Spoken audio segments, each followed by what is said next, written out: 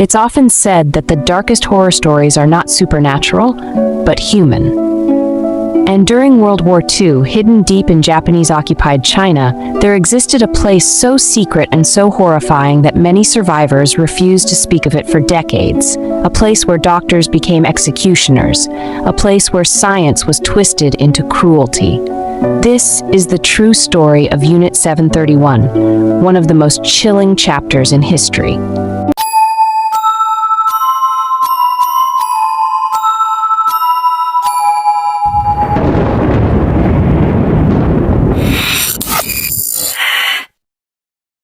The year was 1936. Japan had invaded and occupied Manchuria, a region in northeast China.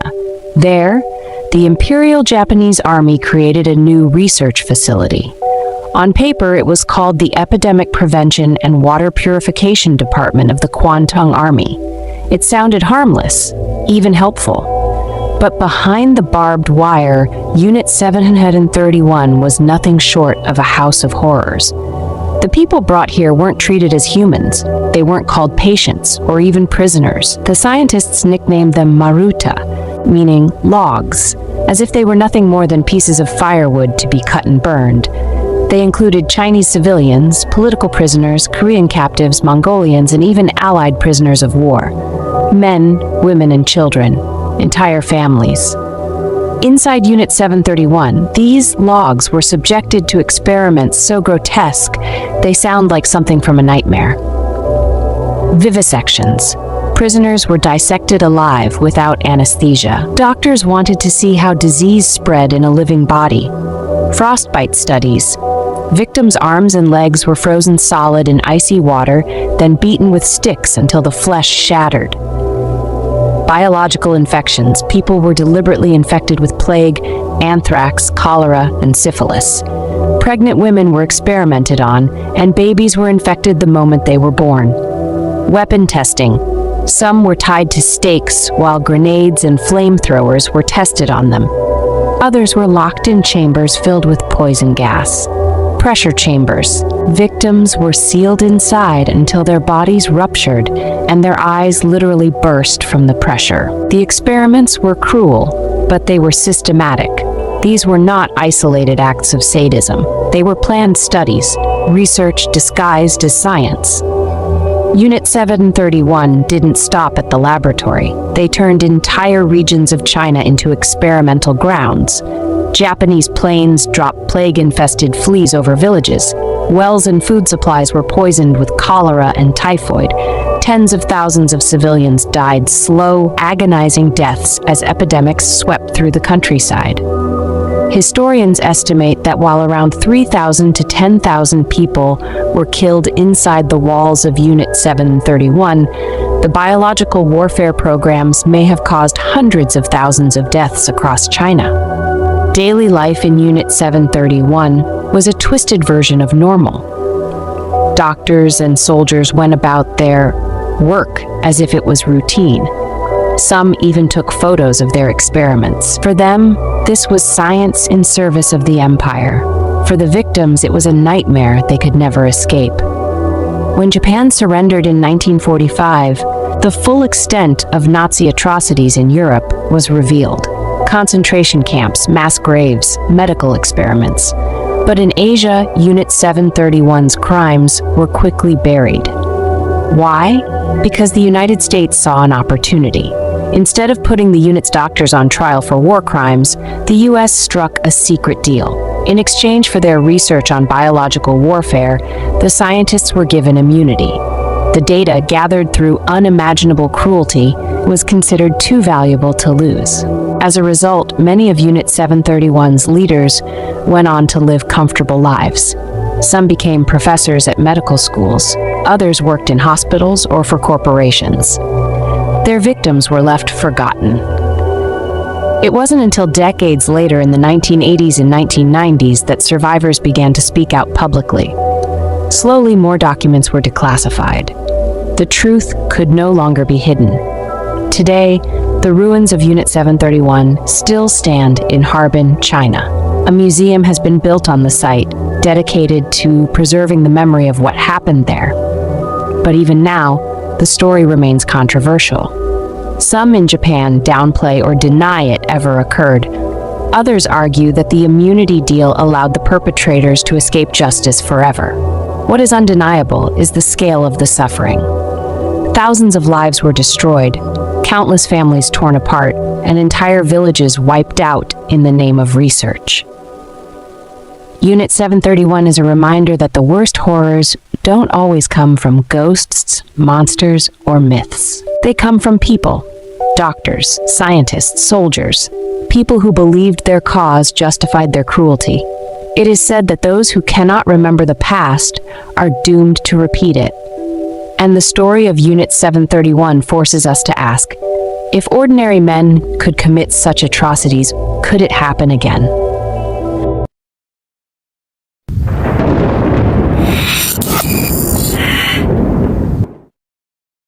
The Second World War had ended, but a new kind of war had begun. One fought in secrets, shadows, and laboratories. In the early 1950s, as the Cold War hardened, the CIA became obsessed with a terrifying question. Could an enemy control a person's mind? Could they extract secrets or even program someone to act against their will? To answer that, the agency decided to try first. They called the project MK-Ultra. Officially, MK-Ultra began in 1953, signed off by CIA Director Allen Dulles, and run by a soft-spoken chemist named Sidney Gottlieb. Publicly, Gottlieb looked like a harmless researcher. Privately, he managed a sprawling secret program that would ultimately include more than 100 sub-projects, many hidden inside universities, hospitals, prisons, and private clinics through front organizations and cutout grants. The goal was simple to state and impossible to justify: find ways to manipulate the human mind. The tool that fascinated them most was a new little understood drug, LSD. Researchers inside the program dosed volunteers, and sometimes people who were never told they were taking anything at all, to see how acid shattered perception. Could a sudden psychedelic storm break down resistance?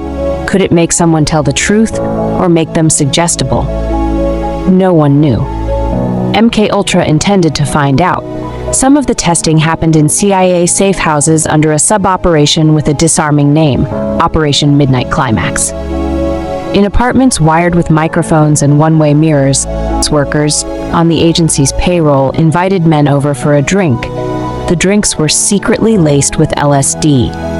Hidden behind the glass, CIA operatives watched what happened, took notes, and tried to learn how drugs and desire could be blended to loosen tongues. It sounds like pulp fiction. It wasn't. Other experiments pushed beyond drugs.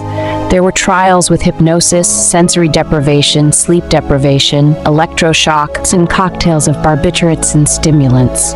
The idea was to break down the self, strip away memory, habits, and defenses, then see what could be rebuilt. In some cases, funding flowed through anodyne-sounding groups like human ecology foundations to respected institutions, so the CIA's fingerprints didn't show. One of the most controversial figures connected to that outside research was psychiatrist Ewan Cameron at the Allen Memorial Institute in Montreal. His work, independently ambitious and partially supported through a CIA-linked funding channel, sought to depattern patients with massive electroconvulsive treatments, drugs, and weeks of induced sleep, followed by psychic driving, recorded messages played for hours on end. The theory was that you could erase a mind's patterns and overwrite them with healthier ones. The reality, for some patients, was profound trauma. Memory loss, broken lives, families who said the person who came home wasn't the same one who'd gone in. And then there's the case that still haunts the project's history. Frank Olson. Olson was a U.S. Army scientist who worked with biological research teams that collaborated with the CIA. In November 1953, during a retreat with CIA colleagues, he was given LSD without his knowledge. Days later, struggling and disoriented, Olson fell to his death from a New York hotel window. For decades, the official story was a tragic accident. Later investigations and family inquiries raised agonizing questions about what really happened in those final days. questions that have never been fully resolved in the public record. Whatever the exact chain of events, Olson became the most visible casualty of a program built on secrecy and risk. By the early 1960s, enthusiasm for LSD as a guaranteed truth serum had faded. It was unpredictable. MK Ultra shifted under successor efforts, MK Search, MK Naomi, but the mindset remained. Find methods to weaken resistance, probe memory, manipulate behavior. Throughout, informed consent was often ignored. Some people signed benign-sounding forms without understanding what they were agreeing to. Others were never asked at all. Then, in 1973, as the post-Watergate era dawned and oversight tightened, the agency moved to cover its tracks. The CIA director at the time ordered most MK Ultra files destroyed. A paper trail that could have answered hard questions, names, dates, protocols, went up in smoke. But secrets have a way of leaking. In 1975, the Church Committee in the U.S. Senate and a presidential panel known as the Rockefeller Commission began digging into intelligence abuses. MK Ultra surfaced, a name without many documents. The public learned that the CIA had funded mind control research, run drug experiments, and violated ethical lines. It was a scandal, but it still lacked detail. Then in 1977, a twist. About 20,000 financial and administrative documents were found in a records center. Files that survived because they had been misfiled. Senate hearings followed. We got our clearest look at how wide the program had spread. Hospitals, universities, prisons, and private researchers, some knowing, some unwitting, were part of a network looking for ways to bend human thought. Witnesses testified. Code names and sub-projects were read into the record. Piece by piece, MK Ultra's outline came into focus. What we still don't have is the whole picture. The destruction of records made sure of that. We don't know every location, every subject, every method, or every consequence. Some victims received settlements. Some never knew they were part of anything at all. And many who participated on both sides of the experiments aged into silence. So what did MK Ultra actually produce? Not the science fiction fantasies its architects once imagined. There was no reliable mind control switch, no guaranteed truth drug, no puppet strings for human thoughts. What the program did generate was harm to bodies, minds, and public trust, and a cautionary tale that echoes to this day. Ethically, MK Ultra collided with the very principles that modern research is supposed to uphold. Informed consent, minimizing harm, independent oversight, transparency. In the wake of broader mid-century scandals, including other unethical medical studies, the United States moved towards stronger rules for human subjects, institutional review boards, and the insistence that people have a real choice before becoming part of an experiment.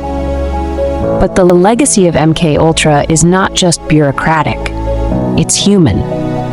It's the man who took a drink he didn't know was spiked, the patient who checked into a hospital for anxiety and left with their memory shattered, the families who sensed something went wrong but couldn't get a straight answer because the truth was buried under classification stamps. And it's a question that connects directly to the theme of this video. When powerful institutions convince themselves that the ends justify the means, what happens to the people in their path? In one era, it was the body, the brutalities of a wartime lab. In another, it was the mind, the quiet violation of a person's inner life. Different tools, same hubris. MK Ultra reminds us that the line between research and abuse is not just a matter of science. It's a matter of conscience. Once you decide that people are expendable, that their consent is optional, that secrecy trumps dignity, the road ahead always bends toward the same place. Not a breakthrough, a betrayal. Photos freeze time, but they don't stop fate. Tonight, 10 ordinary pictures become harrowing once you know what came next. These are the final smiles, casual snapshots, and crowd shots that quietly foreshadow tragedy.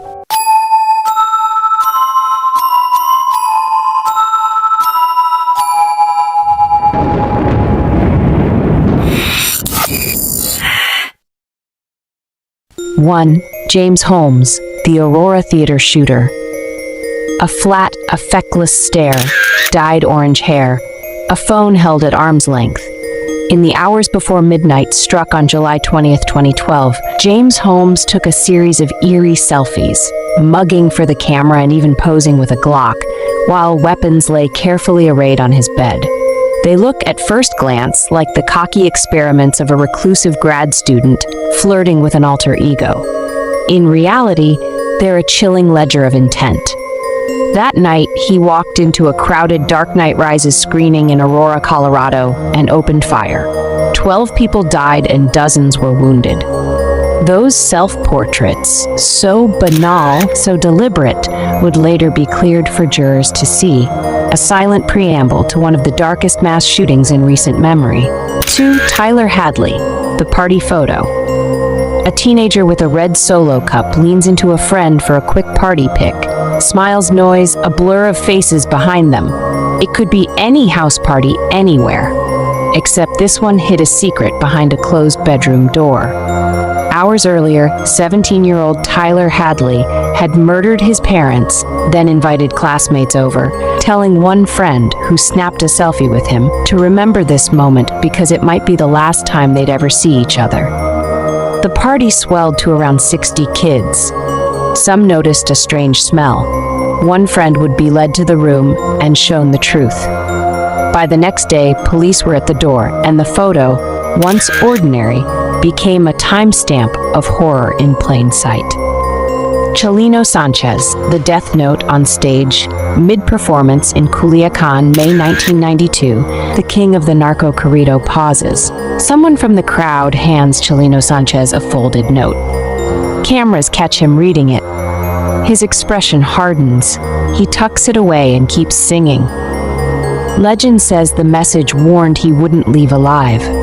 Hours after the show, men posing as state police stopped Chelino's car, abducted him, and he was found executed on a roadside. Whether the slip of paper truly spelled out his fate remains unproven, but the photo of him reading it has become an omen frozen in time, a performer confronting a destiny he could not outrun. 4. The Kiss nightclub, a DJ's crowd shot before the fire, Brazil 2013. It's just a busy club photo, bodies pressed together beneath haze and lights, the kind of image a DJ posts to hype a packed night. In Santa Maria, Brazil, the resident DJ tweeted a shot from inside Kiss just before 3 a.m., boasting the place was mega-packed. Minutes later, pyrotechnics lit acoustic foam, smoke thickened, and the power failed. With only one usable exit, panic and toxic fumes turned celebration into catastrophe. 242 people never made it out. That uncomplicated crowd photo, just a wish-you-were-here moment, now feels like the breath before a scream. 1,000 little decisions and oversights captured a heartbeat before everything went wrong.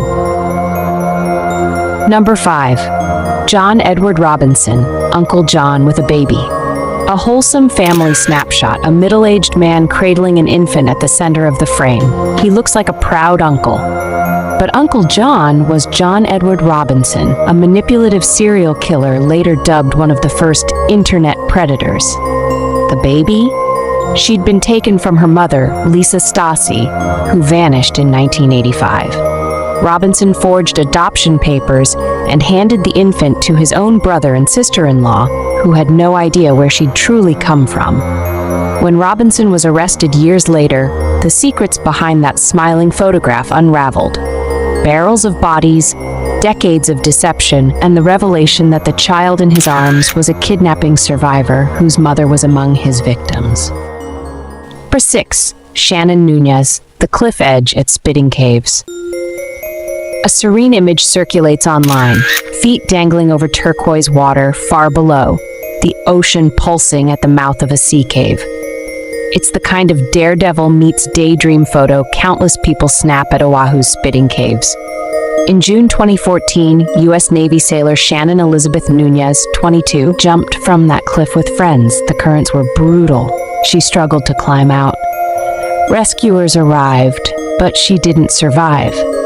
News reports confirmed her identity and the dangers of that spot. The The dreamy cliff-edge aesthetic, so Instagrammable, hides rip currents and lethal surge. The peaceful, toes-over-the-edge photo that often represents her last day now reads like a caution sign everyone missed. 7. Will Norton, graduation day, then the EF5. A proud high school grad, cap, gown, and grin, posing with family in Joplin, Missouri on May 22, 2011. Minutes later, an EF5 tornado roared across the city. On the drive home, Will's SUV was hit. As his father clung to his legs, the tornado tore Will through the sunroof. 5 days later, searchers found his body in a nearby pond.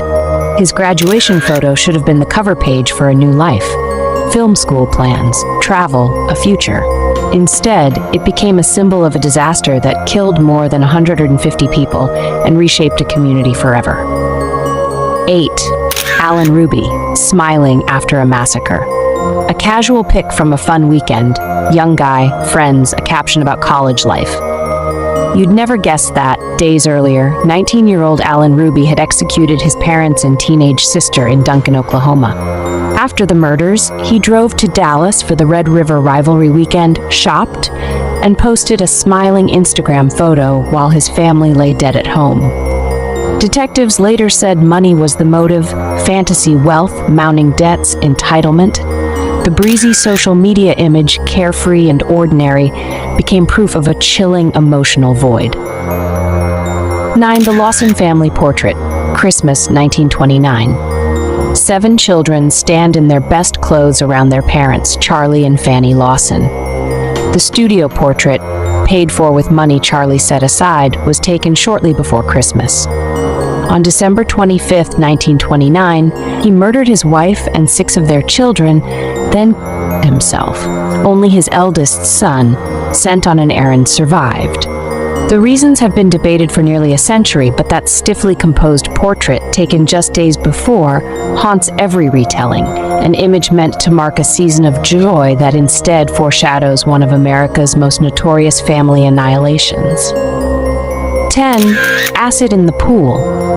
James Brock at the Monson Motor Lodge, 1964. A hotel manager leans over a sparkling swimming pool, pouring a jug of muriatic acid into the water.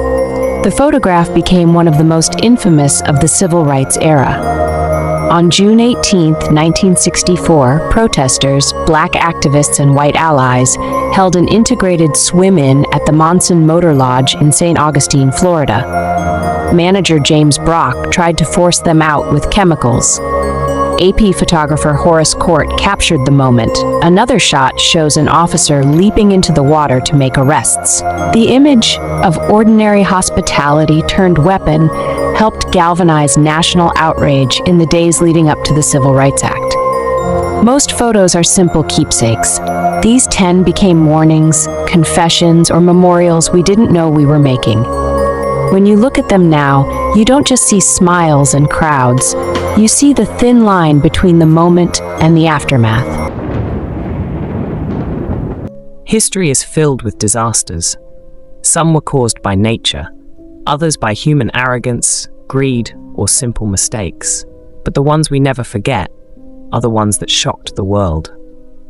In 1911, young women sewing in a New York factory suddenly found themselves trapped in an inferno with no way out.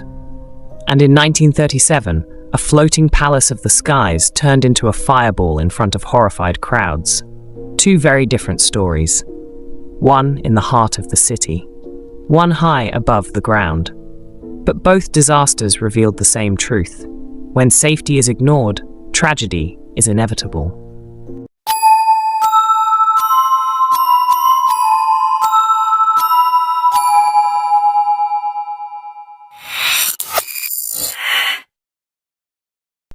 The Triangle Shirtwaist Fire, 1911. New York City, March 25, 1911. Inside the Triangle Shirtwaist Factory, it was just another Saturday shift. Rows of young women hunched over sewing machines, stitching blouses for pennies a day.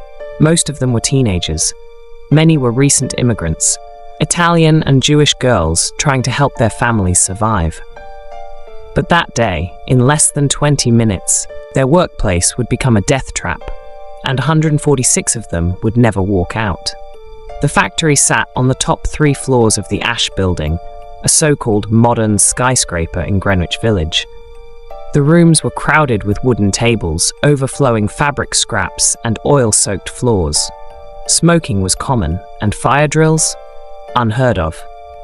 That afternoon, a small flame ignited in a scrap bin on the 8th floor. No one knows exactly how it started. Some said it was a discarded cigarette. Others blamed faulty machines. But once the fire caught the piles of fabric, it spread like gasoline. Panic erupted. Workers scrambled for exits. But this was 1911, and the exits were death traps. One door was locked from the outside, a cruel measure by the owners to prevent theft and keep workers from leaving early. The fire escape collapsed under the weight of fleeing workers, sending them plunging to their deaths on the pavement below. On the upper floors, many women had no way out. Some ran to the windows, waving desperately for help as the fire roared closer. Below, crowds gathered, horrified. Firefighters rushed in, but their ladders only reached the 6th floor. The fire raged on the 8th, 9th, and 10th. Workers trapped above faced an unthinkable choice: burn alive or jump. Witnesses described the sickening sight as one by one, bodies began falling from the sky. Young girls, holding hands as they leapt, their hair and clothes already aflame. In just minutes, the street was littered with broken bodies. Inside, those who tried to use the elevators crammed in so tightly that the cables snapped under the heat. Survivors said the screams echoed down the shaft. By the time the fire burned out, 146 people were dead. The youngest was just 14. The factory's owners, Max Blank and Isaac Harris, were later put on trial for manslaughter, accused of locking the doors that trapped so many inside. But in the end, they were acquitted. The outrage was enormous, and that outrage fueled change. The tragedy became the rallying cry for labor unions and activists. New York passed dozens of new safety laws: fire drills, sprinklers, unlocked exits, workplace inspections. It was the beginning of modern workplace safety standards. But the memory of that day lingers. The faces of the Triangle workers still stare out from old photographs, young, hopeful, full of life. They went to work that morning, thinking only of the long hours ahead. They had no idea they were walking into history. The Triangle Shirtwaist Fire remains one of the most chilling reminders that sometimes the worst catastrophes aren't natural disasters at all. They're man-made, built into the walls of the places we trust the most. The Hindenburg Disaster, 1937, May 6, 1937. Lakehurst, New Jersey. The skies above the Naval Air Station were grey, heavy with rain. And then through the clouds it appeared, the pride of Nazi Germany, the LZ-129 Hindenburg, the largest airship ever built, drifting into land after a transatlantic flight. It was 804 feet long, longer than the Titanic, a floating luxury hotel in the sky. Inside were velvet lounges, fine dining rooms, even a baby grand piano. To passengers, it was the future of travel. But within 34 seconds of landing, it would become the most infamous disaster in aviation history. At 7:21 p.m., the Hindenburg hovered above its mooring mast. Rain had delayed the landing, and the massive ship loomed overhead as passengers peered out the windows at the waiting crowd. Families gathered below to watch the spectacle. Reporters and photographers were on site to capture history. And then it happened. A flash of flame licked the rear of the airship. Within seconds, fire engulfed the tail, racing forward along the massive silver body. The hydrogen inside, 7 million cubic feet of it, turned the ship into a fireball. The inferno consumed the Hindenburg in just half a minute. On the ground, radio reporter Herbert Morrison's voice trembled as he described the horror live. Get it started, get it started. It's crashing terrible. Oh my, get out of the way, please. It's burning, bursting into flames, and it's falling on the morning fast, and all the folks between it. This is terrible. This is one of the worst catastrophes in the world. Oh, it's like 400 or 500 feet into the sky, and it's a terrific crash, ladies and gentlemen. The smoke and the flames now, and the flame is crashing to the ground, not quite to the mooring mast. All the humanity and all the furniture. It's burst into flames. It's crashing. It's an inferno. Oh, the humanity. His words became iconic, forever tied to the tragedy. Passengers and crew scrambled for their lives. Some jumped from the windows as the burning skeleton of the airship crashed into the earth. Others were trapped inside as fire tore through the cabins. Of the 97 people on board, 62 survived. 35 were killed, along with one worker on the ground. Survivors walked out of the wreckage with their clothes smoldering, some badly burned but alive. The world was stunned. Newspapers splashed the fiery images across their front pages. The Hindenburg was supposed to symbolize progress, speed, and modernity. Instead, it became a fiery coffin. Theories about the cause spread immediately. Some blamed sabotage, others suggested lightning. The official inquiry concluded that a hydrogen leak combined with static electricity likely sparked the blaze. But to this day, the exact cause remains debated. What is certain is that the disaster ended the age of the great airships. Passenger zeppelins vanished overnight, replaced by airplanes as the future of long-distance travel. But the image of the Hindenburg's fiery end remains one of the most haunting in history. A floating palace consumed in less than a minute, survivors crawling out of the flames, and the chilling echo of Morrison's broadcast. Oh, the humanity. The Triangle Shirtwaist Fire and the Hindenburg disaster are separated by decades, oceans, and circumstances. One was a factory, the other an airship. But both share a haunting connection. They were preventable.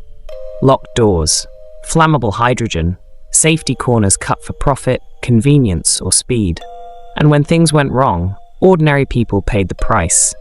These tragedies changed history. They forced governments, engineers, and business leaders to rethink safety. But the cost was measured in lives.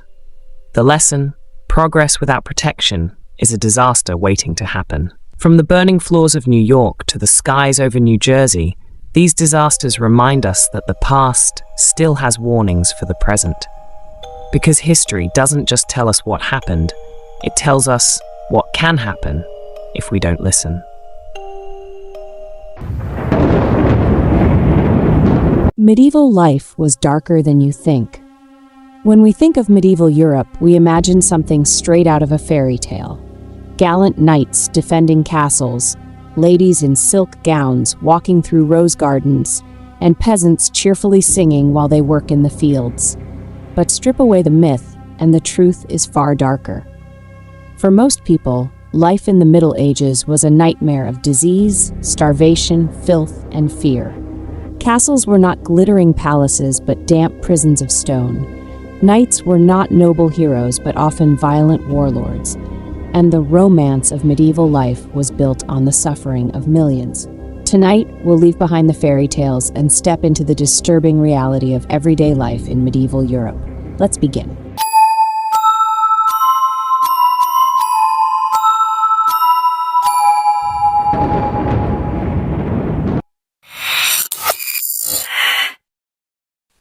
Chapter 1: Castles, Fairy Tale versus Reality. Fairy tales show castles glowing like jewels, filled with music and feasts. The truth, castles were cold, damp, and suffocating fortresses. Walls wept with moisture, straw on the floors soaked up filth, and smoke from open fires filled the air until it choked. Meals were hardly the elegant banquets we imagine. Meat was often half rotten, disguised with spices. Bread could be filled with sand or ground beans to stretch the flour. Even in the king's hall, hygiene was non-existent. People wiped greasy hands on the tablecloth or tossed bones and scraps on the floor for dogs. As for knights, forget shining armor and honor. Many acted as ruthless thugs for their lords, raiding villages, seizing crops, and abusing the peasants they were supposed to protect. Chivalry was less a way of life and more a story told to justify violence. Chapter 2: Filth and Plague. Medieval towns were some of the filthiest places in history. Imagine walking down a narrow street where chamber pots were emptied from windows above, raw sewage mixed with mud below, and the stench of animals and unwashed bodies clung to every breath. Bathing was rare. Many believed water spread disease, so people might go months or years without washing. Lice, fleas, and bedbugs infested homes and clothing. Vermin scurried across floors, sometimes even sharing beds with families. And then came the Black Death. In the mid-1300s, the plague swept across Europe like wildfire, carried by fleas on rats. Within 5 years, it killed up to 50 million people. Families abandoned their loved ones, entire towns vanished. Corpses piled in streets faster than they could be buried. Priests read last rites over mountains of the dead. This was no fairy tale curse. It was the cruel reality of a world without medicine or mercy. Chapter 3: Hunger and the Great Famine. Fairy tales often show peasants feasting in rustic taverns. In truth, hunger was constant. The average diet was bread, porridge, and weak beer. Meat was a luxury few ever tasted. Malnutrition left people stunted, weak, and vulnerable to disease. And when crops failed, famine descended like a monster. Between 1315 and 1317, relentless rain destroyed harvests across Europe. Grain rotted in the fields, livestock drowned, and millions starved. Chroniclers wrote of desperate people eating roots, dogs, and even human flesh. Parents abandoned children, and corpses were left unburied because survivors lacked the strength to dig graves. The fairy tales forgot to mention that for much of the Middle Ages, survival itself was a battle lost by millions. Chapter 4: Justice or Terror. We imagine medieval justice as wise kings listening to disputes in a great hall. Reality was cruel and bloody. For crimes, punishments were meant to terrify. Thieves had their hands cut off. Traitors were boiled alive. Heretics were burned at the stake while the crowd cheered. And then there were the ordeals. To prove innocence, an accused person might carry a red-hot iron, plunge their arm into boiling water, or be thrown into a river bound hand and foot.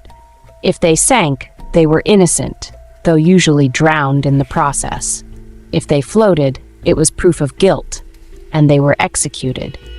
Medieval justice wasn't about truth, it was about fear and control.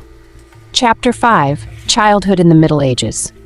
In fairy tales, childhood is magical, princes, princesses, and adventures. But in reality, childhood was brief and brutal. Up to half of all children died before the age of 5. Those who survived were quickly put to work. By age 7, a child might labor in the fields from dawn until dusk or serve as an apprentice in grueling trades. Education was reserved for the wealthy or the clergy. Most children grew up illiterate, destined to live and die in the same fields as their parents. Marriages could be arranged in adolescence, and life as an adult began far sooner than we can imagine today. Childhood as we know it simply did not exist. Chapter 6: Faith, Fear, and the Church. Religion in fairy tales is often a source of hope. Church bells ringing peacefully, monks writing in candlelight. But in reality, faith was woven with fear. The church dominated every part of life from birth to death. People feared damnation, hell, and demons at every turn. A single word from a priest could condemn someone to excommunication, cutting them off from the community, believed to doom them to eternal fire. Superstition filled the gaps where science was absent. Illness was often blamed on sin, curses, or witchcraft. Crops failing could mean divine punishment. People clung to charms, relics, and rituals not out of hope, but out of desperation. In this world, faith was not only a comfort, but a chain. Chapter 7: The Grim Reality of Daily Life. So what was everyday life really like for the majority, peasants? Homes were one-room huts of wood or mud, with thatched roofs and dirt floors. Families shared space with their livestock to keep warm. Beds were straw piles crawling with fleas, Winters were freezing, summers brought waves of disease, and there was never enough food. Life expectancy hovered around 30 to 35 years. Survival was not expected beyond old age. It was a miracle. For peasants, life was a relentless cycle of backbreaking labor, hunger, and fear of sickness or violence. The Middle Ages are remembered as an age of castles and legends, but behind the myths lies a darker truth. For most, life was not romantic. It was short, cruel, and suffused with terror. The next time you picture a fairy tale castle, remember the reality. Beneath the banners and stone walls were rats, disease, hunger, and despair. The disturbing truth is that for the people of medieval Europe, the fairy tale was a nightmare they could never wake from. When you really stop and think about it, we are very lucky to be living in the time that we are living in. You can even say that the average person living in America today, whether rich, poor, or somewhere in between, they had a lot better than a king in the Middle Ages. It's always important to have a perspective on things such as this, because it makes us appreciate all the things that we have in life that we take for granted every day. Imagine this. You're going about your everyday routine when suddenly an ordinary object turns into a deadly hazard. Sounds like a scene from the Final Destination franchise, right? Well, the latest installment, Final Destination Bloodlines, released in 2025, takes those chilling what-if scenarios to new heights with its story of a college student plagued by nightmares of a catastrophic tower collapse, racing to save her family from an inescapable fate. But what if I told you that some of the most bizarre accidents in those movies have eerie parallels in real life? Today, we're diving deeper into true stories of unexpected tragedies that remind us how fragile life can be. These accounts are based on verified reports, and while they're shocking, we'll focus on the facts, the human elements, and the lessons they teach. Stick around. You might just think twice about that open dishwasher or tailgating a log truck.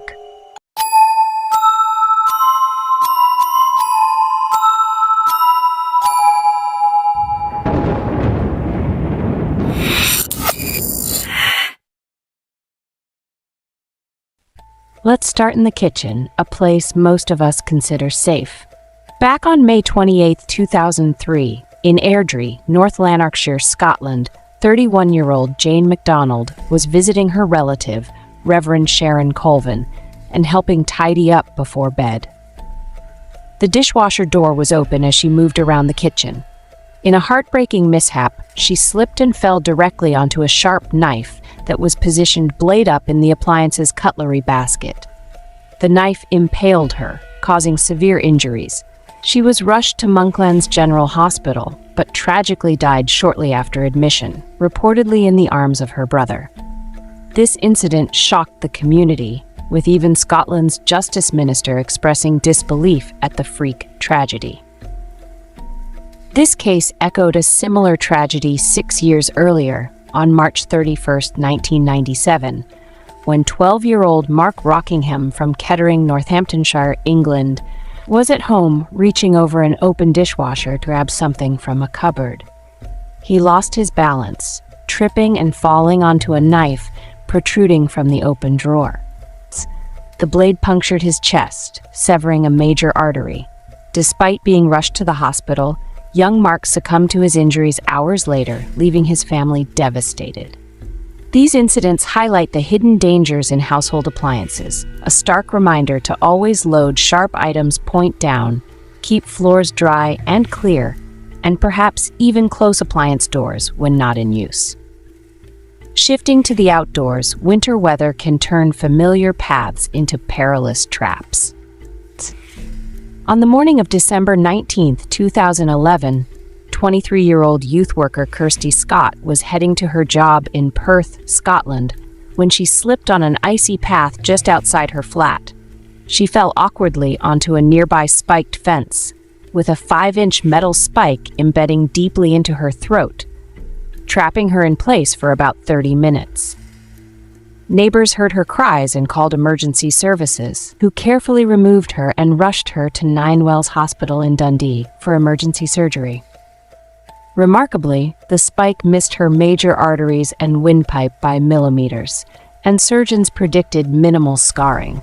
Kirsty survived, crediting her rescuers and medical team for her recovery.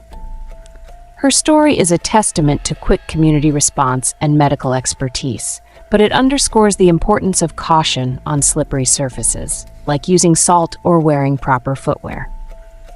Now, picture dining at a revolving restaurant high above the city. Sounds glamorous, doesn't it? For the Holt family from Charlotte, North Carolina, a vacation lunch on April 14, 2017, at the Sundial restaurant atop Atlanta's Westin Peachtree Plaza Hotel started that way.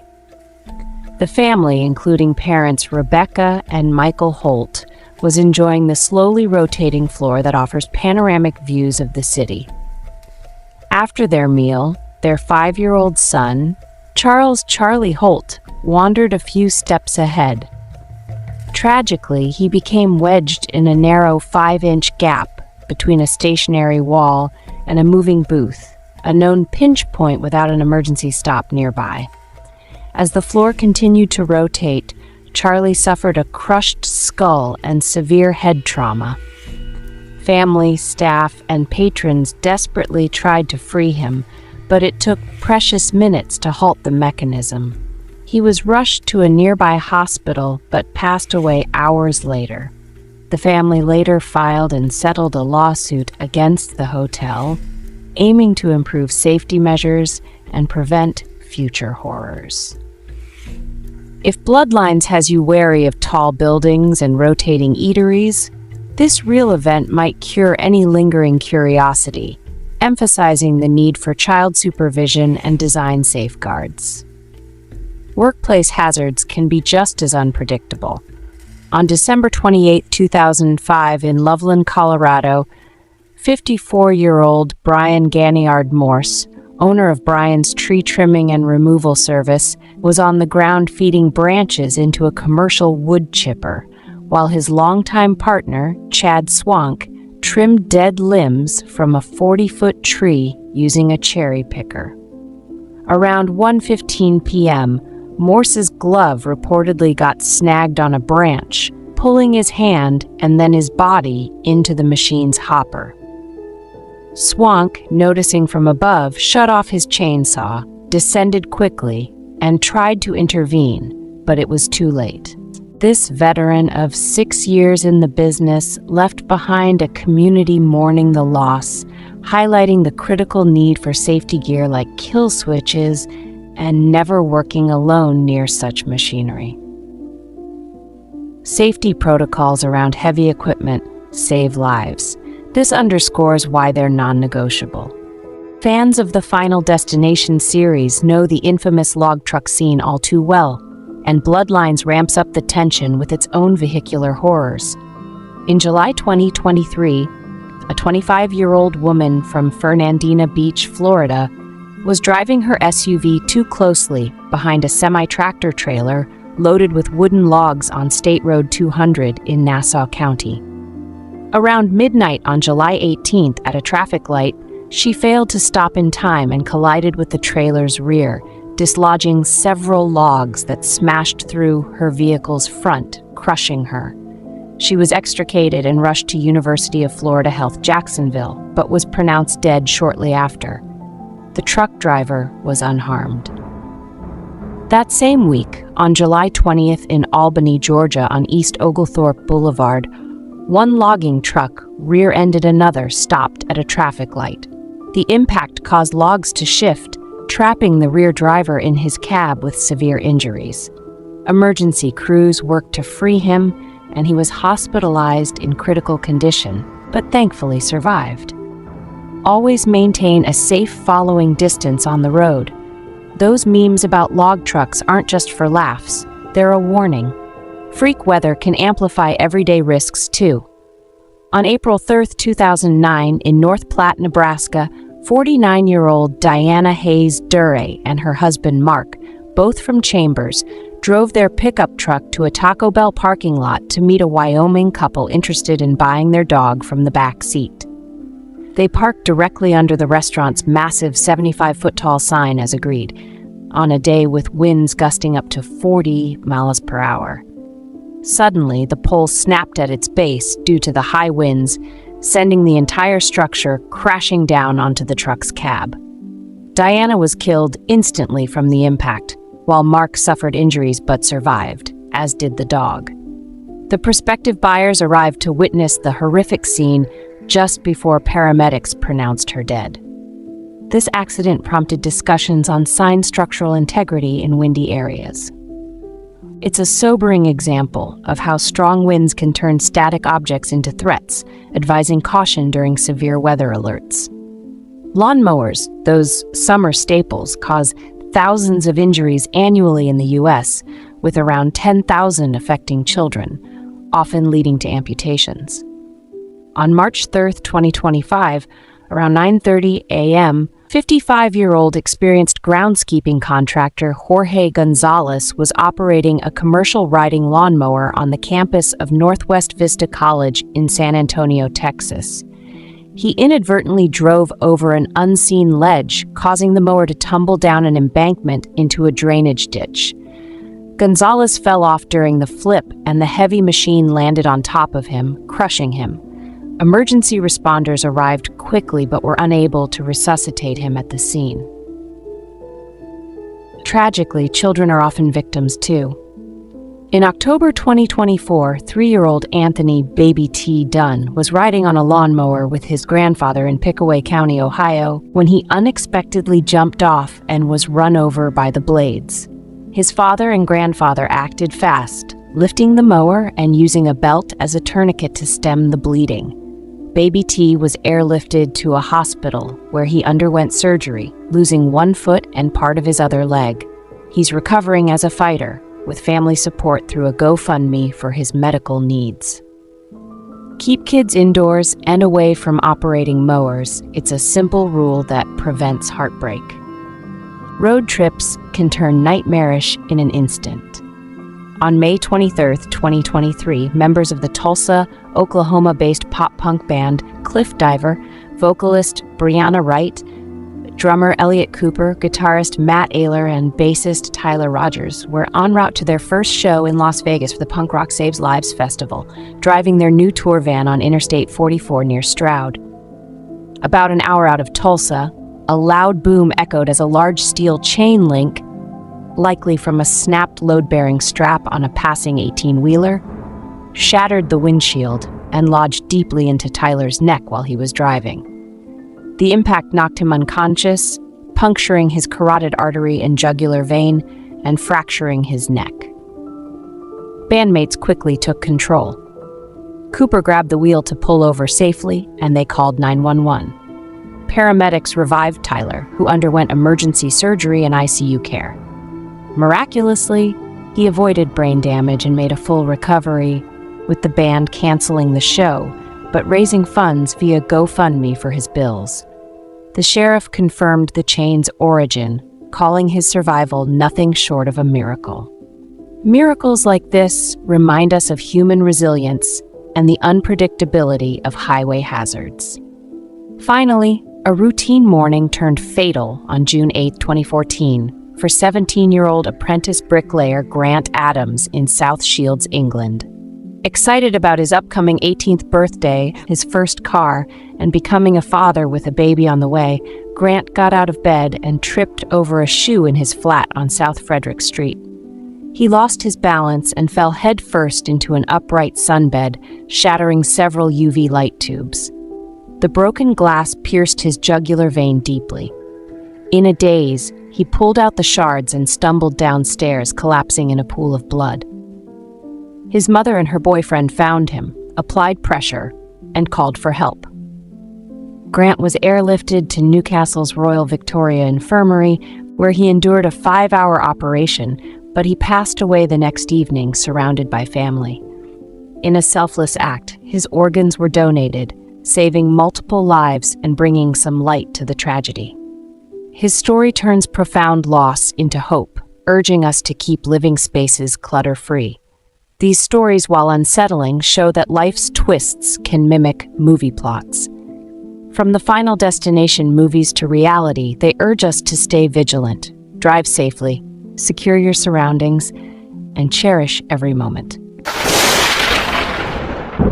Every photograph tells a story, a frozen moment in time that captures joy, struggle, or quiet reflection. But some photos carry a weight that's almost impossible to describe.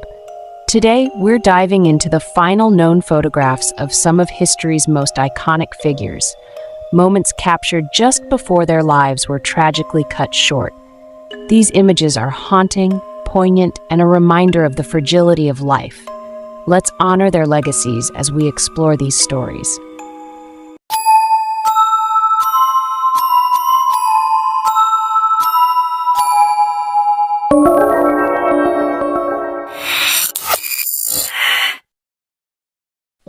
Number 1. First, we have Bob Marley, the reggae legend who brought the world songs like No Woman, No Cry and One Love. Born in Jamaica in 1945, Marley's music carried messages of peace, love, and resistance, blending ska, rocksteady, and reggae into a global phenomenon. By 1981, Marley was battling a rare form of melanoma that began under his toe. Diagnosed in 1977, he chose holistic treatments over amputation, influenced by his Rastafarian beliefs. This photo, taken in Munich just months before his death, on May 11, 1981, shows a frail Marley weighing just 77 pounds as he sought alternative care. He was only 36 when cancer spread to his brain and lungs, leaving behind a legacy that continues to inspire millions. His final words to his son Ziggy? Money can't buy life. Number 2. David Bowie, the chameleon of rock, redefined music and culture with albums like Ziggy Stardust and Let's Dance. Born David Robert Jones in 1947, Bowie's innovative artistry spanned 5 decades. In this photo, taken just a month before his death on January 10, 2016, we see him at the opening of his stage show Lazarus in New York. The image reveals the toll of his 18-month battle with liver cancer, a fight he kept private even as he released his haunting final album, Black Star, just 2 days before his passing at 69. Bowie's ability to transform pain into art remains unmatched. Number 3. John Lennon, one of the greatest songwriters of all time, co-founded the Beatles and gave us timeless anthems like Imagine. Born in Liverpool in 1940, his activism and music shaped generations. Oftentimes, this picture of John Lennon signing an autograph for Mark David Chapman hours before being murdered by what he thought was an adoring fan, not someone who would take his life that very day. But there is another photo. This eerie, grainy photo, taken on December 8, 1980, is believed to be his last, captured just hours before he was tragically murdered by Chapman outside his home. The camera flash failed, leaving a hauntingly dim image of a man unaware his life was about to end at 40. Lennon's legacy of peace and love endures, but this photo reminds us how suddenly brilliance can be stolen. Number 4. Bob Saget, beloved for his role as Danny Tanner on Full House and his irreverent stand-up comedy, brought laughter to millions. Born in 1956, Saget's warmth and humor made him a TV icon. This photo, snapped by a fan outside the Ritz-Carlton Orlando on January 9, 2022, captures him just hours before his tragic death at 65.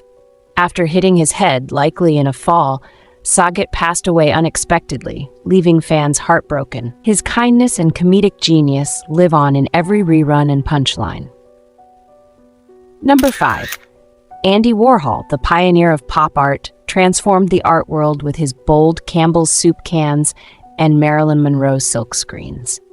Born in 1928 in Pittsburgh, Warhol's work blurred the lines between art and consumerism. Warhol had a history of gallbladder problems and, due to a fear of hospitals stemming from a shooting incident in 1968, had reportedly delayed seeking treatment.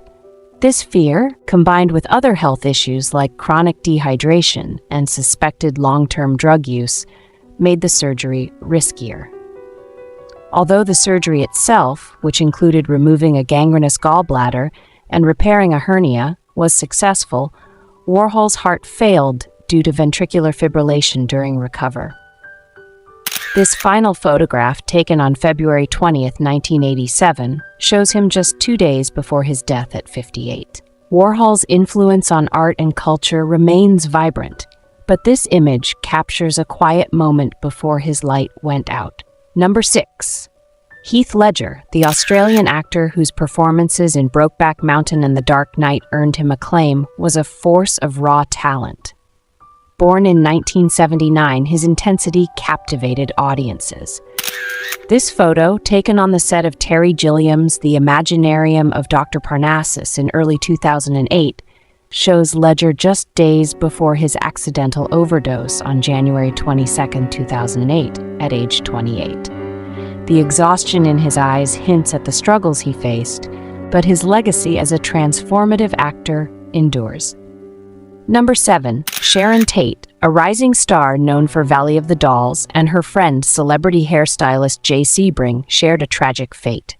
Tate, born in 1943, was a radiant actress married to director Roman Polanski and expecting their child. This photo, one of their last, captures their vibrancy before the unthinkable. On August 9, 1969, Tate, Sebring, and 3 others were brutally murdered by the Manson family cult in Los Angeles. Tate was just 26 and 8 months pregnant. The horror of that night is still shocking, but Tate's grace lives on in her films. Number 8. The Titanic story is one of history's greatest tragedies. Second Officer Charles Lightoller and First Officer William Murdoch, both key figures in the ship's operation, are seen in this final photo before the ship struck an iceberg on April 14, 1912. Lightoller, born in 1874, survived, later aiding in World War I rescues, while Murdoch, born in 1873, perished with the ship. Their bravery in the face of disaster remains a testament to duty. This image, taken aboard the ill-fated liner, is a stark reminder of that fateful night. Number 9. Paul Walker, the charismatic star of the Fast and Furious franchise, was born in 1973 and became a global icon for his roles as Brian O'Connor. This chilling photo, taken on November 30, 2013, shows him just mere moments before a high-speed car crash in Santa Clarita, California, claimed his life at 40. The accident, which also killed his friend Roger Rodas, stunned fans worldwide. Walker's legacy of kindness and his passion for cars continue to inspire. Number 10. Buddy Holly, the rock and roll pioneer behind hits like Peggy Sue, reshaped music in the 1950s. Born in 1936 in Texas, his innovative sound influenced the Beatles and beyond. This photo, taken during his final performance at the Surf Ballroom on February 2, 1959, captures his energy just hours before a plane crash near Clear Lake, Iowa, took his life at 22, alongside Richie Valens and the Big Bopper. Known as the day the music died, this tragedy left an indelible mark. Number 11. Carrie Fisher, best known for her role of Princess Leia in Star Wars, was a beloved actress, writer, and mental health advocate. Born in 1956, her wit and resilience shone through her work. This photo, snapped by fan Johnny Kennedy in London, captures Fisher shortly before her death on December 27, 2016, after suffering cardiac arrest at 60. Her fearless honesty and iconic roles continue to inspire generations of fans. Number 12. Tupac Shakur, the legendary rapper whose albums like All Eyes on Me defined hip-hop, was born in 1971. His early music often addressed social injustice, political issues, and the marginalization of African Americans. His raw lyricism tackled social issues with unmatched intensity. This final photo, taken just moments before a drive-by shooting in Las Vegas on September 13, 1996, shows Tupac with his manager Suge Knight. The 25-year-old succumbed to his injuries 6 days later, leaving a legacy that still resonates in music and culture. Number 13. Marilyn Monroe, the ultimate Hollywood icon, starred in classics like Some Like It Hot, and the last completed film she starred in alongside Clark Gable, The Misfits. Born Norma Jean Mortensen in 1926, she battled mental health struggles behind her radiant smile. This final photo, taken days before her death on August 4, 1962, shows her with Buddy Greco on a visit with Frank Sinatra at Cal Neva Lodge. At 36, Monroe reportedly died of a barbiturate overdose, officially ruled a probable. Her death remains the subject of conspiracy to this day, with many believing there is more to the story than what was reported in the news. Monroe left behind a legacy of beauty, talent, and tragedy. Number 14, Anne Frank, born in 1929, and her sister Margot, born in 1926, are forever linked to the Diary of Anne Frank, a powerful account of their lives in hiding during the Holocaust. This rare photo, one of their last together, was taken before their family was betrayed and arrested in 1944. At a glance, it appears to be a picture of two sisters in the carefree days of their youth. But tragically, these young girls were in the midst of chaos and war, with their lives in danger every day. Both sisters died in Bergen-Belsen concentration camp in 1945, Anne at 15 and Margot at 19. Their story remains a haunting reminder of resilience and loss and the true cost of war and violence in society. Number 15. Samuel Clemens, better known as Mark Twain, was the literary giant behind classics like The Adventures of Huckleberry Finn. Born in 1835, his wit and social commentary defined American literature. This photo, taken shortly before his death on April 21, 1910, at 74, captures a reflective Twain. His final written words spoke of mortality. Death, the only immortal who treats us all alike.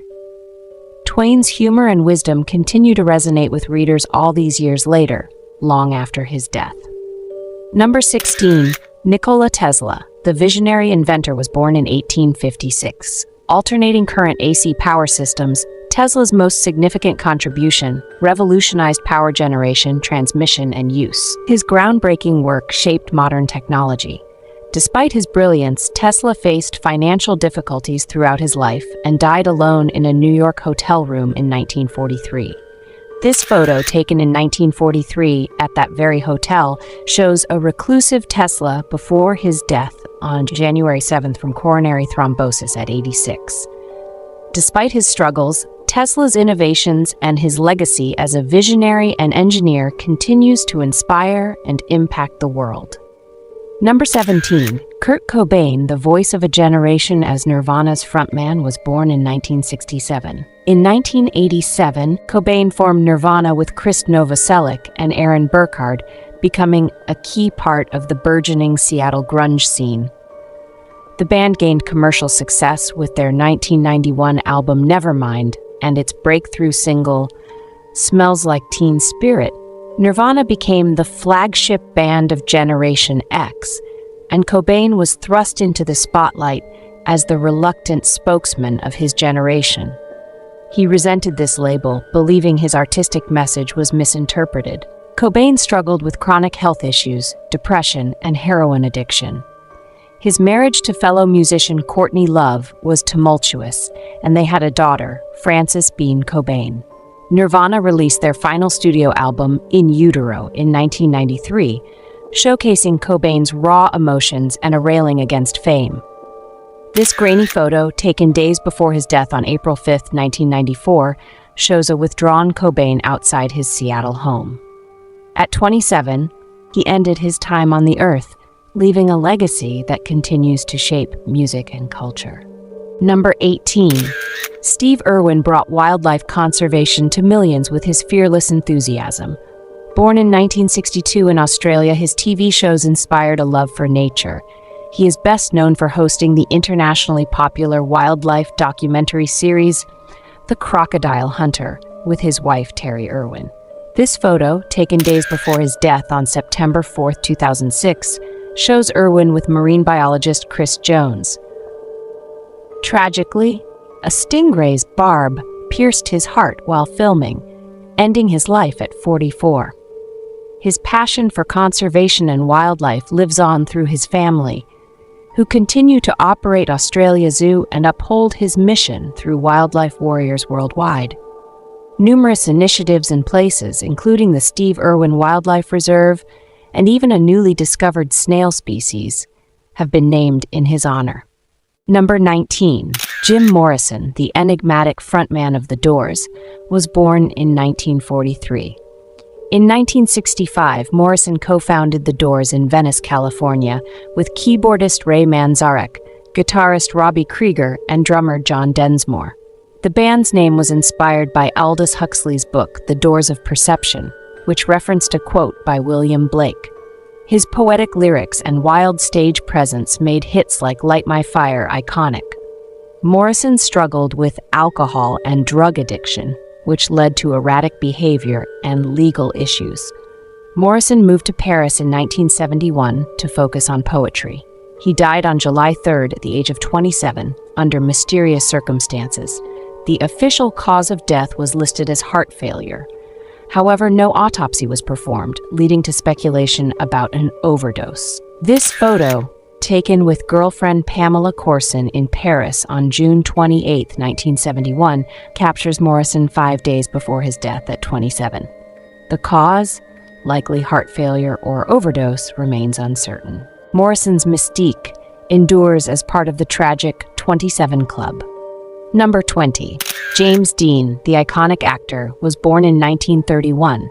His raw charisma made him a cultural icon in a very short time. Dean's lasting fame primarily stems from his 3 leading roles in feature films. East of Eden, 1955. In his first starring role, Dean played Cal Trask, a complex and emotionally troubled young man. His performance garnered him a posthumous Academy Award nomination, a first for an actor.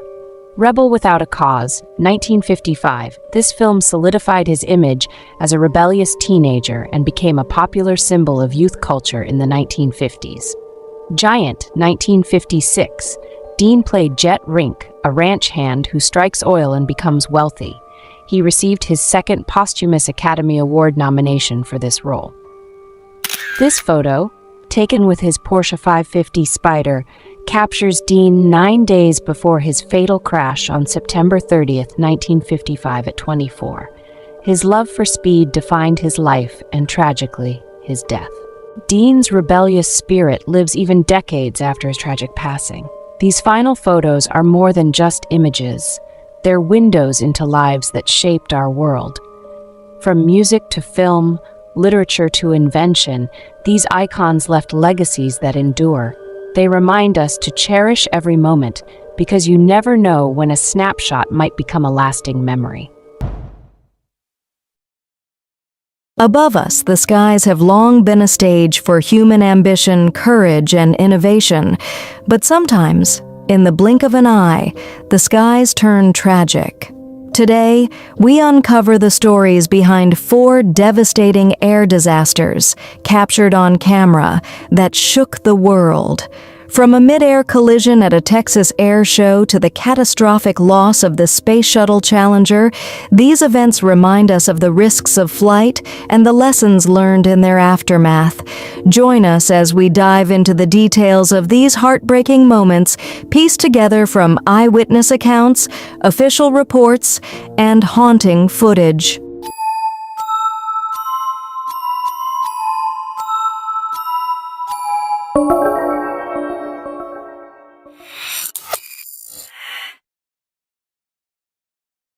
Story 1. On November 12, 2022, the Dallas Executive Airport in Texas buzzed with excitement. The Wings Over Dallas Air Show, organized by the Commemorative Air Force, was a Veterans Day celebration of aviation history, drawing over 4,000 spectators. Among the stars of the show were 2 World War II-era aircraft, the iconic Boeing B-17 Flying Fortress, nicknamed Texas Raiders, and the rare Bell P-63F King Cobra. The B-17, a lumbering 4-engine bomber, carried a crew of 5. The P-63, a sleek single-seat fighter, was piloted by 1. Both were lovingly restored by the American Air Power Heritage Flying Museum, symbols of a bygone era. At 1:22 p.m., the Air Boss, responsible for choreographing the show, directed the bomber formation to fly parallel to the spectator line along the 1,000-foot show line, while the fighters, including the P-63, were to transition to a trail formation and pass in front at the 500-foot line. It was a routine maneuver meant to showcase the plane's grace and power, but something went horribly wrong. Witnesses described the P-63 executing a high-speed, descending banked turn toward the runway approach. In a split second, it collided with the B-17, slicing through the bomber's left side just behind the wing. The impact was catastrophic. Both aircraft broke apart mid-air, raining debris across the airport grounds and nearby Highway 67. Fireballs erupted as the wreckage hit the ground, sending plumes of black smoke into the Texas sky. Tragically, all 6 crew members perished. Terry Barker, a retired American Airlines captain and former Army helicopter pilot. Len Root, another American Airlines retiree with 30 years flying the B-17. Dan Reagan, a Korean War Navy veteran and radio operator. Curtis Rowe, a dedicated Civil Air Patrol member. Kevin K. 5 Michaels, a young historian for the Commemorative Air Force. And Craig Hutain, the P-63 pilot who had flown since childhood with his World War II veteran father. No one on the ground was injured, but the loss of these aviation enthusiasts and irreplaceable aircraft was devastating. The National Transportation Safety Board, NTSB, launched an investigation. The NTSB's final report in December 2024 pointed to the Airboss's inadequate pre-briefing and reliance on real-time directives and the see and avoid strategy, which failed to maintain separation between the planes. A lack of FAA oversight and guidance for airshow operations was also cited as a contributing factor. The crash led to calls for stricter safety protocols. The organization now requires pilots to adhere strictly to pre-planned maneuvers, a lesson paid for in lives and history lost. Story 2. On January 28, 1986, the skies above Cape Canaveral, Florida, bore witness to one of the most heart-wrenching disasters in space exploration history. The Space Shuttle Challenger, named after a 19th-century British research vessel and the Apollo 17 lunar module, was set to embark on its 10th mission, STS-51L. This flight was historic, carrying a diverse crew of 7, including Krista McAuliffe, a schoolteacher from New Hampshire who would have been the first civilian educator in space. The crew also included the first American female spacewalker, Judith Resnick, the first African-American astronaut, Ronald McNair, alongside Commander Dick Scobie, pilot Michael Smith, and mission specialist Ellison Onizuka. The mission was meant to inspire a new generation, with McAuliffe planning to broadcast lessons from orbit. But at 11:39 a.m., just 73 seconds after liftoff, the dream turned into a nightmare. Spectators, including schoolchildren watching live, saw a plume of smoke and fire as Challenger disintegrated in the sky. The crew cabin separated from the orbiter, plummeting into the Atlantic Ocean. All 7 aboard were lost. The Rogers Commission, formed to investigate, pinpointed the cause, a failure in the O-ring seals of the right solid rocket booster.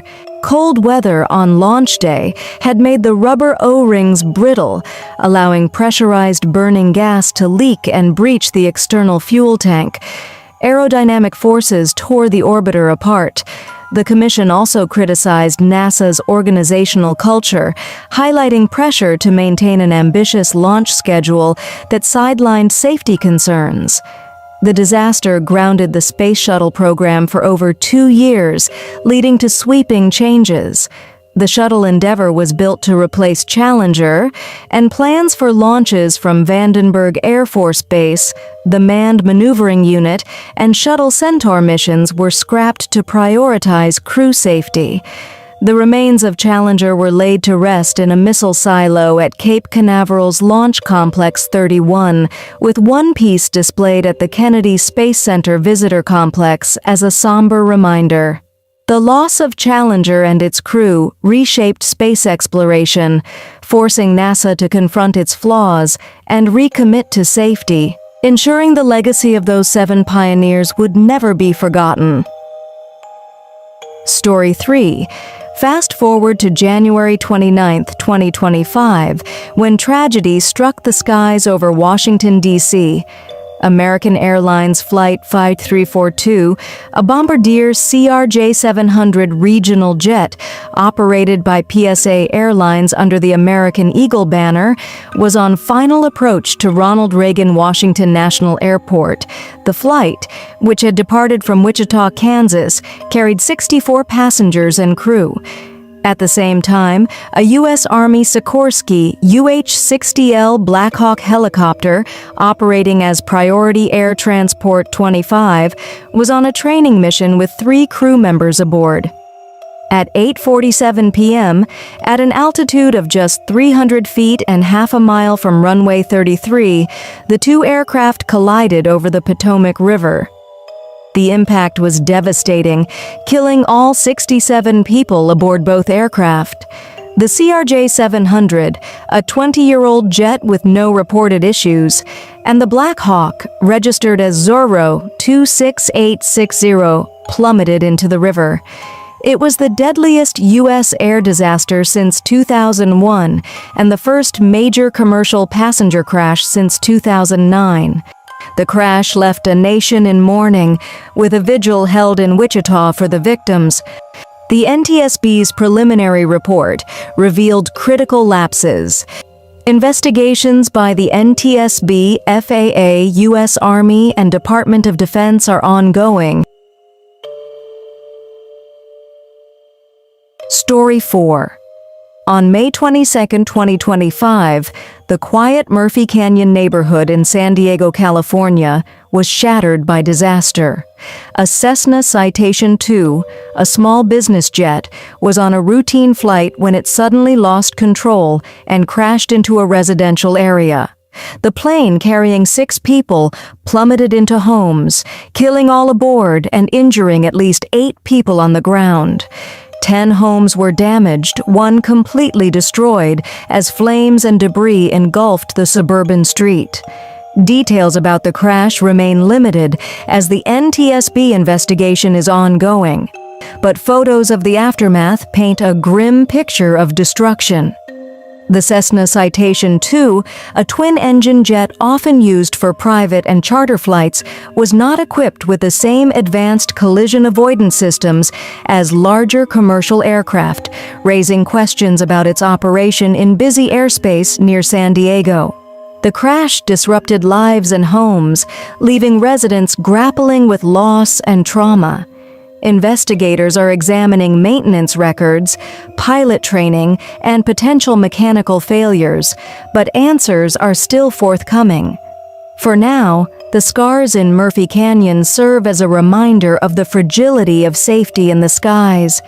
These 4 tragedies, captured on camera or etched in history, remind us that the skies, while a marvel of human achievement, demand respect and vigilance. From the preventable errors at Wings Over Dallas to the systemic failures of the Challenger disaster, the congested airspace over D.C., and the devastation in San Diego, each event has spurred change, new regulations, better oversight, and a renewed commitment to safety. As we honor the lives lost, pilots, crew, passengers, and dreamers, we carry forward their legacy by learning from the past.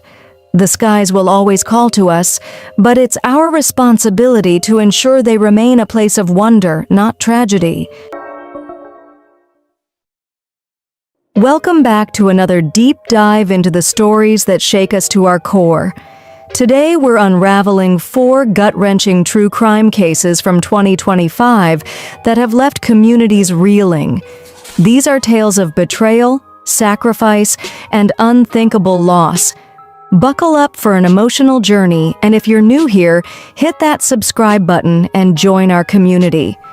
A quick heads up, this video covers sensitive topics, so viewer discretion is advised. Let's step into the darkness together.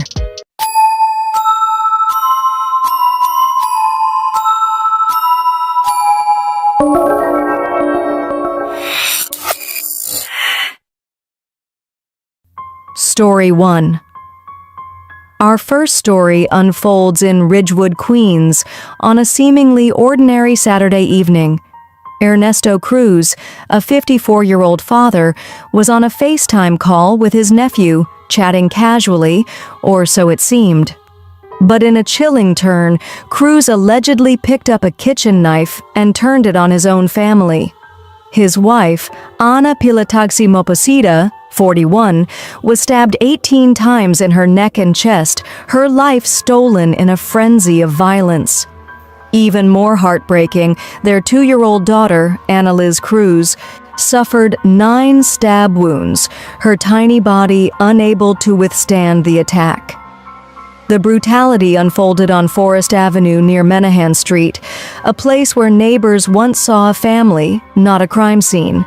Police charged Cruz with 2 counts of murder and criminal possession of a weapon. As the nephew watched in horror through the phone screen, what could have driven Cruz to this point? Was it a sudden snap or a deeper unraveling? The community of Ridgewood is left grappling with grief, searching for answers that may never come. Story 2. Just weeks earlier, another Queens tragedy painted a portrait of courage amid terror. Chanel Ramsey, a 45-year-old mother, was walking with her 21-year-old daughter when her estranged husband, Odwin Keynes, 62, allegedly set a deadly plan in motion. Earlier that June 23rd afternoon, Keynes sent Chanel a chilling text, a photo of her car's passenger window shattered by a brick he'd thrown. It was a warning, a prelude to the horror to come. Around 3 p.m., as Chanel and her daughter strolled down the street, Keynes approached, his intentions clear. He pulled out a weapon, and the mother and daughter ran, their hearts pounding as they sought safety behind a parked car. But Keynes closed in, firing his weapon. In a moment of raw, selfless love, Chanel stood up, rushing toward her husband to shield her daughter from the bullets. Keynes fired at point-blank range, striking Chanel in the head and body. She collapsed, her sacrifice ensuring her daughter's survival. Keynes now faces charges of second-degree murder, attempted murder, illegal weapon possession, and criminal mischief. Chanel's bravery is a testament to a mother's love, but her loss leaves a void that words can't fill. Story 3. Next, we travel to Utah, where a family's bond turned into a conspiracy of betrayal. Catherine Rastelli, estranged from her husband Matthew, orchestrated a chilling plan with her brother, Kevin Ellis, and their mother, Tracy Marie Grist. Last July, Catherine lured Matthew to her mother's home under false pretenses, a place where he should have felt safe. Instead, Kevin allegedly lay in wait, ambushing Matthew and shooting him dead. The cold calculation of it all is staggering. A wife, a brother, a mother, united not by love, but by a plot to kill. Catherine recently pleaded guilty to murder and conspiracy, her confession laying bare the depths of their scheme. Kevin and Tracy face their own jury trials in January 2026, where more details of this family's fracture will unravel. What drove them to this point? Was it greed, revenge, or something deeper? Matthew's loved ones are left to pick up the pieces, haunted by the question of why. Story 4. Our final story takes us to El Portal, Florida, where a pediatrician's life unraveled in a way no one saw coming. Dr. Neha Gupta, 36, called 911 on June 27th, her voice frantic, claiming her 4-year-old daughter, Arya Talati, was drowning in a pool at a short-term rental home. Responders raced to the scene on NW 90th Street, finding Arya unresponsive in the water. Despite their efforts, she was pronounced dead at the hospital. But the autopsy revealed a chilling truth. There was no water in Arya's lungs, a hallmark of drowning. Instead, doctors found cuts in her mouth and bruises on her cheeks, signs of violence that pointed to murder. Police allege Gupta staged the drowning to cover up her daughter's death. On July 1st, Oklahoma City police, alongside U.S. Marshals, stormed Gupta's home after she refused to answer their calls. Body cam footage captures the tension. Officers with guns drawn, shouting her name, until they find her hiding in a laundry room closet. She's forced to her knees, handcuffed and extradited to Miami-Dade County, where she faces first-degree murder charges. Gupta, now held without bond, pleads not guilty. Her attorney, Richard L. Cooper, insists she was a grieving mother, hiding out of fear of a break-in and on the phone with 911 during her arrest. He calls the police response extremely violent and the arrest warrant flimsy. Amid a bitter divorce and custody battle, Gupta's life as a respected pediatrician hangs in the balance. But the evidence, those bruises, those cuts, tells a story that's hard to ignore. These stories hit us hard because they're not just headlines, they're lives torn apart. These cases remind us how fragile life can be and how love, anger, or desperation can lead to choices that change everything. If this video moved you, give it a like, subscribe, and hit the bell for more true crime stories that matter. Until next time, hold your loved ones close and stay safe. In the heart of Tarzana, a serene suburb in Los Angeles, a horrific crime unfolded in November 2023, shaking a community and capturing headlines across the nation. A young mother, Mei Lee Haskell, and her parents, Yanxiang Wang and Gaoshan Li, vanished from their shared home. What followed was a chilling discovery that revealed a gruesome tragedy and a mystery that remains partially unsolved. This is the story of a family torn apart, a prominent Hollywood legacy, and a man whose actions defied comprehension. Join us as we dive into this tragic case and uncover recent developments that further cement this case as a mystery that may never fully be unraveled. Let's begin.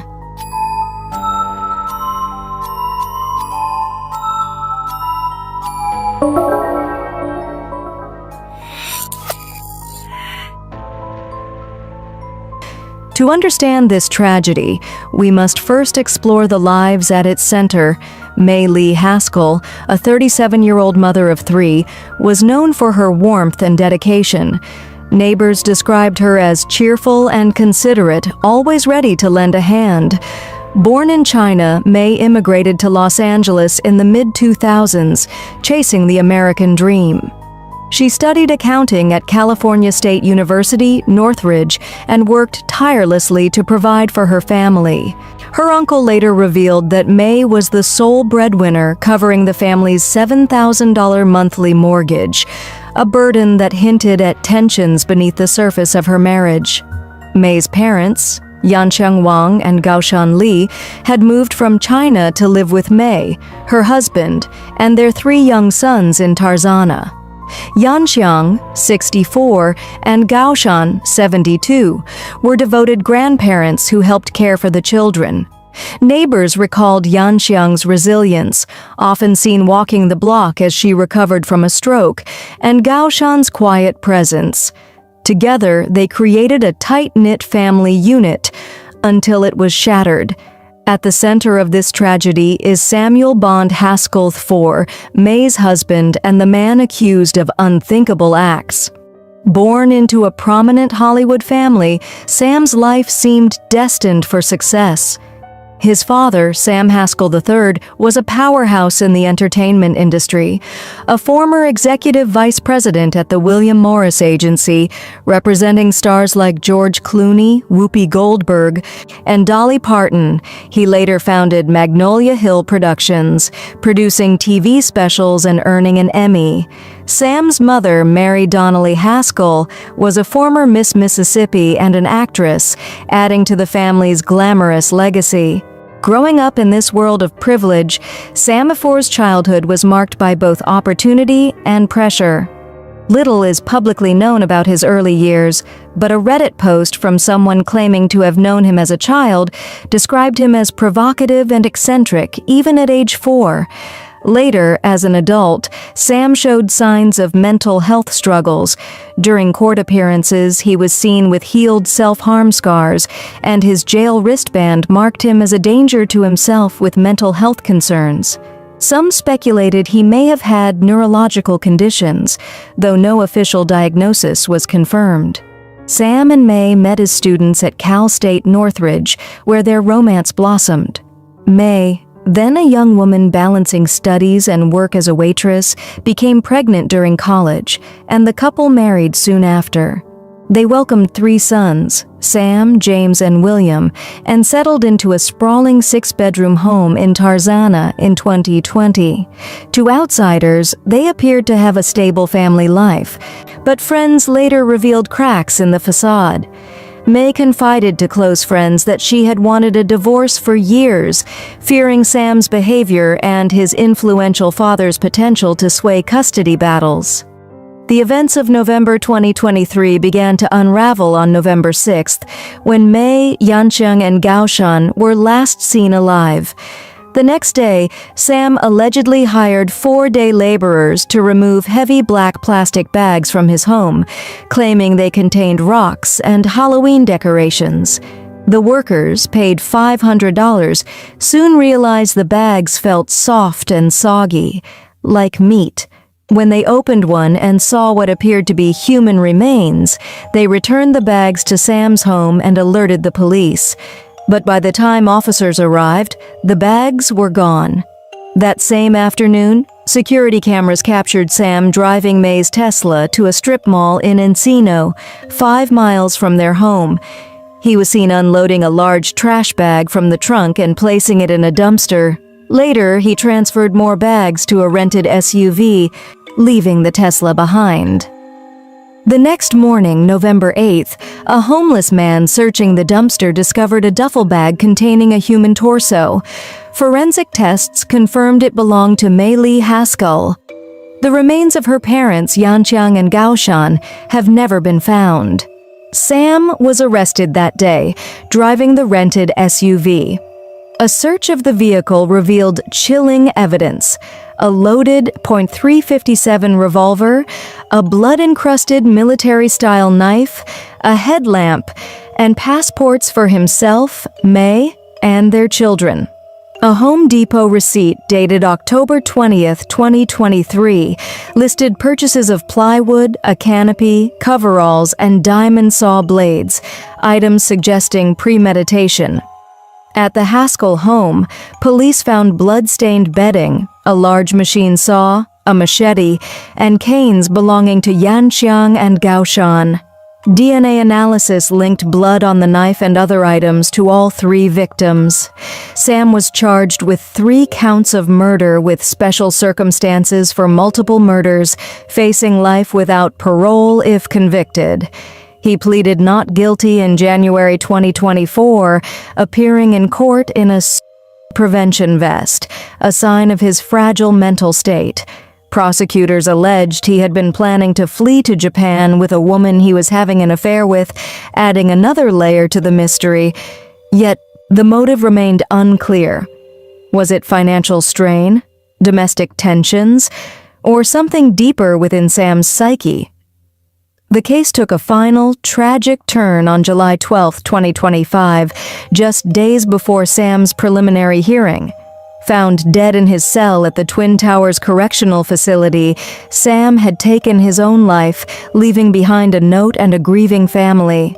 Los Angeles County District Attorney Nathan Hochman called it one last cruel act, noting that Sam's death denied May's loved ones the chance to face him in court. The Haskell family's attorney expressed their grief, emphasizing Sam's fear of the media spectacle and its impact on his 3 young sons, now in the care of relatives. The deaths of Mei Lee Haskell, Yanxiang Wang, and Gaoshan Li remain a haunting mystery. While evidence points to Sam's guilt, the full story, why he acted, what drove him to such extremes, may never be known. May's friends and neighbors remember her as a devoted mother and kind soul, whose life was cut short in a way that shocked the world. As the Tarzana community ties white ribbons around trees in her memory, we're left to reflect on the fragility of life and the secrets that can lurk behind closed doors.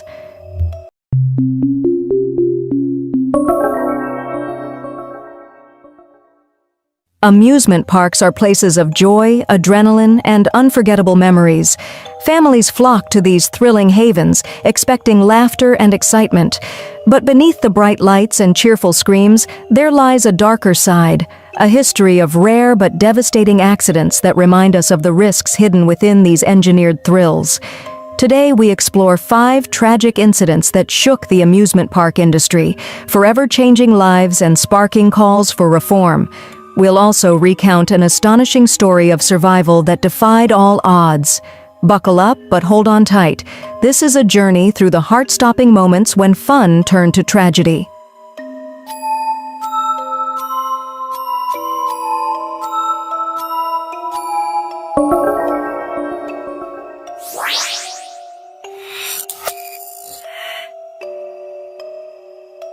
The Verricht Waterslide Tragedy. Kansas City, 2016. In Kansas City, Kansas, the Schlitterbahn Water Park unveiled Verrückt in 2014, a waterslide billed as the tallest in the world. Standing at a staggering 168 feet, taller than the Statue of Liberty, this beast, named Insane in German, promised a heart-pounding plunge at speeds up to 70 miles per hour. Riders would plummet down a near-vertical drop, soar up a second hill, and slide to safety, all while strapped into rafts secured by netting overhead. But on August 7, 2016, this engineering marvel became the site of unimaginable horror. 10-year-old Caleb Schwab, the son of Kansas State Representative Scott Schwab, was among the park's visitors that day, enjoying a promotional event for legislators. Caleb, full of excitement, boarded a raft with 2 other passengers. As the raft hurtled down Verrückt's second hill, it went airborne, a catastrophic failure. Caleb's raft collided with the metal hoops holding the safety netting. In a horrific instant, the young boy was decapitated. The 2 women in the raft sustained minor facial injuries, but Caleb's life was tragically cut short. Investigations revealed a chilling truth. Verrückt's design violated multiple industry safety standards. Experts found evidence that rafts had gone airborne before, striking the netting, yet no adequate fixes were made. The slide's designers, Jeff Henry and John Schooley, faced criminal charges, though these were later dismissed due to inadmissible evidence. Caleb's family settled with the park for approximately $20 million, and Kansas passed new laws requiring state inspections of amusement rides. Verrückt was dismantled in 2018, but for the Schwab family, the scars remain. The Fireball Catastrophe, Ohio State Fair, 2017. The Ohio State Fair in Columbus is a summer staple, drawing crowds with its thrilling rides and festive atmosphere. On July 26, 2017, the Fireball, a pendulum ride that swings and spins riders in a dizzying arc, promised an exhilarating experience. But that evening, the ride became a scene of chaos and tragedy. 18-year-old Tyler Jarrell, a recent high school graduate with dreams of serving in the Marines, was among the riders. As the Fireball swung at full speed, a catastrophic failure occurred. Excessive corrosion on the ride's main support beam went undetected, causing a section to break apart. Tyler was thrown 50 feet through the air, striking the ground with fatal force. 7 others were injured, some with life-altering wounds, as the ride seats were hurled into the crowd. The investigation pointed to negligence in maintenance. The ride's manufacturer admitted the corrosion had built up over time, weakening the structure. The tragedy prompted Ohio to tighten ride inspection protocols, but for Tyler's family, no reform could undo their loss. His memory lingers as a stark reminder that even routine inspections can miss critical flaws. The Skylab disaster, 1981, Germany. In the heart of Hamburg, Germany, the Hamburger Dom Fairgrounds pulsed with life on the night of August 13, 1981. The air was thick with the sounds of laughter, music, and the hum of carnival rides. Among them, the Skylab, a towering looping carousel, spun its passengers in thrilling arcs against the night sky. Its gondolas, carrying exhilarated riders, rose higher and higher, promising a fleeting escape from gravity. But in a single, catastrophic moment, that promise turned to horror. A massive crane, brought in to repair a nearby roller coaster, loomed silently in the darkness. Its arm, extended to a height of 28 meters, had been left in place under the fatal assumption that the Skylab had ceased operations for the night. The crane operator, perhaps lulled by the late hour or a misjudgment of distance, failed to account for the ride's final run. At 12:54 a.m., as the Skylab's gondolas soared through their final ascent, metal met metal in a sickening crash. The crane's unyielding arm tore through the ride, ripping gondolas from their mounts with brutal force. Screams of joy turned to cries of terror as riders were hurled from the shattered cabins, plummeting 15 meters, 49 feet, to the unforgiving ground below. The impact was merciless. 6 lives were extinguished instantly, their bodies broken amidst the twisted wreckage. A 7th victim, clinging to life, would later succumb to their injuries in a hospital bed. 16 others, battered and bloodied, survived with wounds that would mark them forever. The night, once alive with celebration, fell silent under the weight of tragedy. The collision, born of a single miscalculation, left an indelible scar on the Hamburger Dom, marking it as one of the deadliest carnival accidents in German history. The Skylab disaster serves as a haunting reminder, even in moments of carefree joy, the line between thrill and catastrophe is razor thin. The Orlando Freefall disaster, Icon Park, 2022. Icon Park in Orlando, Florida, is a hub of entertainment, and in October 2021, it introduced the Orlando Freefall, a 430-foot-tall drop tower, the tallest of its kind in the world. On March 24, 2022, 14-year-old Tyre Sampson, a bright and talented football player from Missouri, was visiting with his family on spring break. Excited to experience the freefall, Tyre climbed aboard, unaware that this ride would be his last. As the ride plummeted at over 75 miles per hour, Tyre slipped from his seat, falling over 100 feet to the ground. He was rushed to a hospital but succumbed to his injuries. Investigations revealed a shocking oversight. The ride's harness sensors had been manually adjusted to accommodate larger riders, allowing a gap nearly double the normal range. Tyre, who weighed 383 pounds, well over the ride's 285-pound limit, was not properly secured, and the ride's safety mechanisms failed to detect the issue. Tyre's family won a $310 million lawsuit against the ride's manufacturer, Funtime Handles, and Florida passed the Tyre-Sampson Act to mandate stricter safety regulations, including seat belts and regular inspections. The freefall was dismantled in 2023, but Tyre's legacy lives on through his family's fight for safer amusement parks. His mother, Nakia Dodd, said it best: "The sooner this is enacted, the safer Florida is." The Haunted Castle Fire, Six Flags Great Adventure, 1984. On May 11, 1984, Six Flags Great Adventure in Jackson Township, New Jersey, was bustling with visitors. Its haunted castle, a walk-through attraction made of interconnected trailers and plywood, promised spooky thrills. But that evening, a fire, possibly sparked by a teenager using a lighter to navigate a dark corridor, turned the attraction into a death trap. 8 teenagers were trapped inside as flames spread rapidly through the flammable structure. With no sprinklers or smoke alarms, the fire consumed the trailers, and the teens succumbed to smoke inhalation and burns. Firefighters, initially mistaking the bodies for mannequins, were horrified to discover the truth. The tragedy remains one of the deadliest amusement park accidents in U.S. history. Six Flags faced manslaughter charges but was acquitted, with the defense arguing the fire was arson. The incident led to nationwide reforms, mandating sprinklers and smoke detectors in enclosed attractions. The families of the victims received over $18 million in civil settlements, but no amount could erase the pain of that fateful night. A Miraculous Survival, Ciudad Juarez, Mexico, 2019. Not every amusement park accident ends in tragedy. In September 2019, at a fair in Ciudad Juarez, Mexico, a woman experienced a near-miraculous survival that captured global attention. While riding the pendulo, a pendulum-style ride similar to the fireball, the woman's safety restraint failed.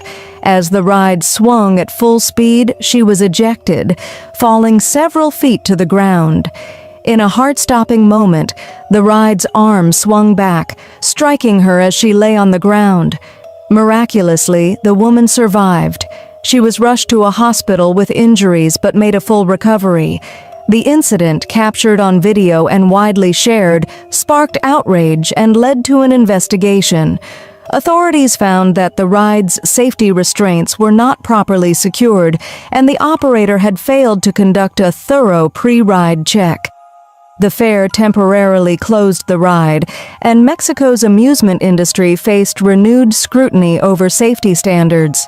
This woman's survival serves as a testament to resilience and a warning that safety must never be taken for granted. Amusement park accidents are rare. Statistically, you're more likely to be injured driving to the park than riding its attractions. Yet these tragedies reveal the human cost of negligence, whether from faulty design, inadequate maintenance, or operator error. From Caleb Schwab's heartbreaking loss on Verrückt to Tyre Sampson's preventable fall, these incidents have driven reforms that save lives today. These disasters remind us that safety is an ongoing commitment, not a guarantee. So the next time you strap into a roller coaster or step into a haunted house, take a moment to check your restraints and trust your instincts. Amusement parks are built for thrills, but it's up to all of us, parks, operators, and riders, to ensure the only screams are those of joy. Stay safe and keep the adventure alive.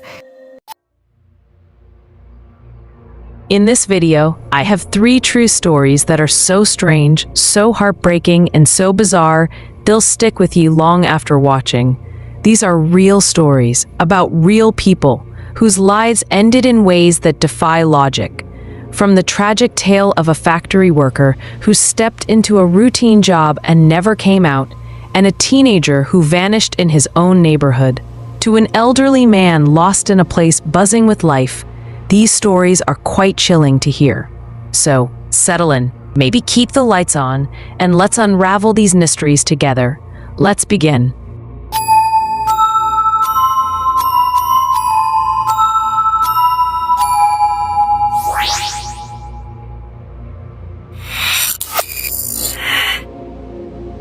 Story 1. The Machine That Hid a Tragedy. In Santa Fe Springs, California, on October 11, 2012, Jose Melena, 62 years old, is starting his shift at Bumblebee Foods, a massive tuna canning plant. The factory is filled with the sounds of conveyor belts whirring and cans clinking. The air is thick with the smell of fish and metal. Jose's a veteran employee, the kind of guy who knows every corner of the factory, always ready with a nod or a quick joke for his coworkers. That morning, his job is to do maintenance on one of the plant's industrial pressure cookers, a 35-foot-long steel beast used to sterilize tuna at blistering temperatures. It's not glamorous work, but Jose's done it 100 times. He grabs his tools, steps inside the oven, and starts tinkering. Just another day, or so he thinks. But sadly, Jose's story is about to take a dark turn. While Jose's inside, focused, maybe wiping sweat from his brow, something's happening outside. A coworker, unaware that Jose was still inside the oven, mistakenly believed he had stepped away, perhaps to the bathroom. Without checking, the coworker begins loading the oven with 12,000 pounds of tuna and then activates the oven. The oven kicks on with a deep, mechanical groan. Inside, the temperature starts climbing, 100 degrees, 150, 200, all the way to 270 degrees Fahrenheit. Steam hisses, the pressure builds, and the machine runs for 2 solid hours. Nobody hears anything unusual over the factory noise. Nobody knows that Jose is still inside. No one can hear his screams for help over the loud sounds of the environment. And so he's trapped in a metal coffin that's getting hotter by the second. When the cycle finishes, the oven shuts down, and workers open the door to unload the tuna. That's when they see it, something that stops them cold. I'm not going to describe what they found. It's too heartbreaking, and you can probably imagine the weight of that moment. Sadly, Jose's life had come to a horrifying end. Jose's co-workers were devastated, his family shattered. Investigations later revealed a catastrophic failure in communication and safety checks. Bumblebee Foods paid a historic $6 million settlement, including $1.5 million to Jose's family, and 2 managers faced criminal charges for violating workplace safety laws. This heartbreaking incident underscored the critical importance of workplace safety and left a lasting impact on the industry. Jose's story is a chilling reminder that even the most routine job can hide a deadly trap if the smallest detail goes wrong. Story 2. The Boy Who Vanished Across the Street. Port Clinton, Ohio, is a small town of about 6,000 people where neighbors wave from porches and kids ride bikes down the street. It's December 20th, 2019, and 14-year-old Harley Dilly is getting ready for school. Harley's your typical teenager, loves gaming, maybe argues with his mom about homework. He's got this infectious grin, the kind that lights up a room. That morning, he pulls on his red jacket, slings his backpack over his shoulder, and heads out the door, telling his mom he'll see her later. By midday, Harley's mom, Sarah, realizes something's off. He's not at school, not answering his phone. She calls the police, and suddenly, this quiet town is buzzing with worry. Volunteers fan out, search dogs sniff through parks, and drones hum overhead. Harley's face is everywhere, on flyers, on social media, on the local news. People are whispering theories. Did he run away? Was he taken? Weeks drag on, and hope starts to fade. Port Clinton Police Chief Robert Hickman and his department soon faced social media-fueled protests and baseless accusations of ineptness, corruption, and even complicity in Harley's supposed murder. The angry speculation came as the officers worked night and day, Christmas included, canceled holiday vacations, and along with the Attorney General's Bureau of Criminal Investigation and partners from a dozen agencies, searched more than 150 acres of land and water, both on foot and with the aid of drones and helicopters, dive teams, and specially trained canines. Pored over weeks' worth of surveillance video, futilely seeking a hint of Harley's fate. Interviewed classmates and family members of Harley's in Port Clinton, as well as people from Washington State to Florida, a product of the teen's active presence on social media. None of those efforts turned up leads pointing to where Harley was, only where he was not. Worse, All the law enforcement expertise Chief Hickman could muster wouldn't be enough to save the boy's life. For weeks, the mystery deepened. Then, on January 14th, 2020, a shocking discovery was made in a vacant house just across the street from Harley's home. Investigators found Harley's body trapped inside the chimney. Authorities believe Harley had climbed onto the roof, possibly attempting to enter the house through the chimney, but became stuck. The narrow, unyielding structure became his unintended tomb. The truth, according to the autopsy, is that Harley had suffocated inside that narrow chimney before his parents even realized he was missing. There's nothing the Port Clinton Police Department or any other law enforcement agency could have done to save him. The coroner ruled Harley's death an accident. The community was left reeling, grappling with grief and unanswered questions. How did a teenager end up in such an unthinkable situation? Harley's story serves as a haunting reminder of the unpredictable dangers that can lurk in the most ordinary places. Story 3. Lost in a Labyrinth. Our third story takes us to Melbourne, Australia, where 71-year-old Bernard Gore met a tragic end in a place meant for convenience, a shopping mall. In January 2017, Bernard and his wife were visiting his daughter and had gone to the Westfield Bondi Junction Mall. What should have been a routine outing would soon turn into a nightmare. Bernard told his family that he planned to walk to the shopping center and do a spot of shopping before meeting his wife Angela for lunch about an hour later. It was only a short 20-minute walk to the mall, but when it came time for him to meet his wife, he was nowhere to be found. Angela, who'd been married to the 71-year-old for 50 years, soon became concerned and searched the shopping center for her missing husband. She was immediately concerned when she realized that he could have wandered away and could be anywhere, whether he was lost in the large mall or had gotten lost along the way. Later that evening, she filed a missing persons report with local authorities in Australia. In their search for Mr. Gore, security officers and police only reviewed CCTV from certain Westfield pedestrian entrances and the area surrounding Woolworths, leading them to believe he never arrived. The CCTV videos showing Mr. Gore's entry to Westfield, his walk through the shopping center, and the moment he paused and turned into the fire stairwell were not examined by searchers. On January 25, 2017, a maintenance worker was checking an unused part of the mall, a back stairwell, all concrete and flickering lights, the kind of place you'd see in a horror movie. He turns a corner and freezes. There, slumped in a narrow alcove, is Bernard. He'd wandered into that stairwell, likely disoriented, and couldn't find his way out. The maze of locked doors and dead-end corridors trapped him.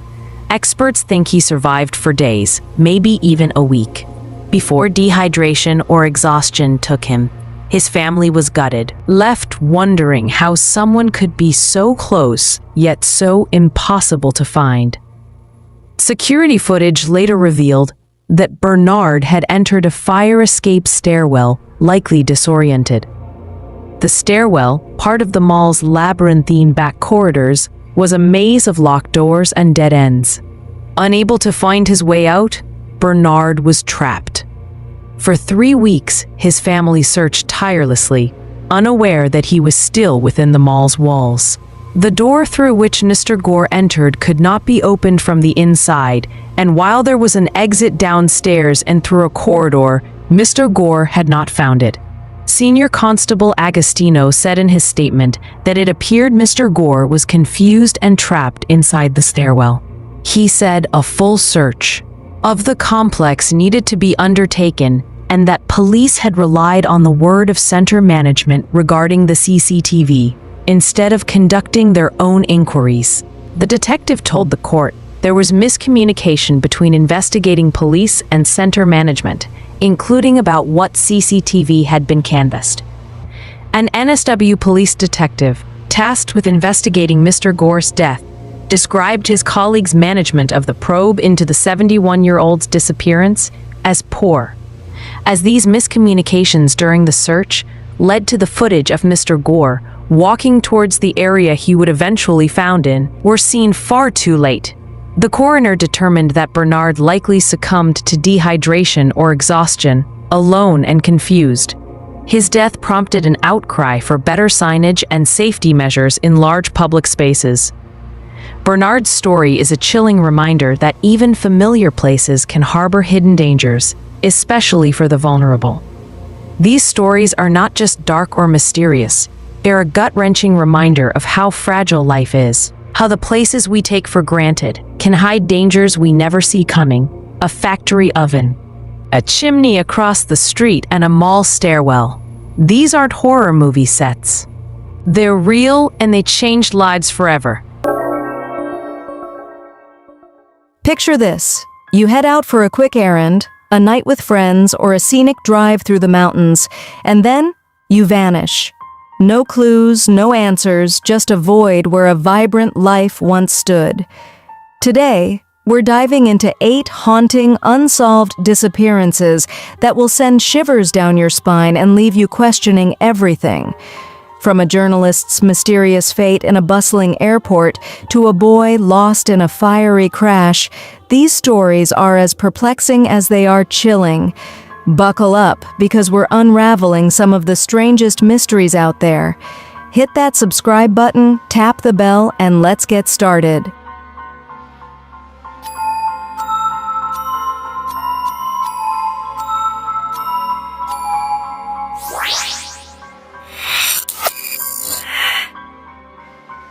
Case 1. In October 2015, 50-year-old Jackie Sutton, a former BBC journalist and passionate advocate for war zone reporters, landed at Istanbul's Ataturk Airport en route to Erbil, Iraq, where she led the Institute for War and Peace Reporting. Known for her unshakable spirit, Jackie was no stranger to danger, having worked in conflict zones across the globe. But that night, her journey took a tragic turn. After missing her 12:15 a.m. connecting flight, CCTV footage captured her calmly approaching the ticket counter, only to break down moments later, claiming she couldn't afford a new ticket. Minutes after, she entered a bathroom and never emerged alive. 2 Russian women, seen fleeing the bathroom in a panic, told police they found Jackie unresponsive in a stall, an apparent self-exit. But the story unravels quickly. Friends insisted Jackie's resilience made ending her time on this earth over a missed flight unthinkable.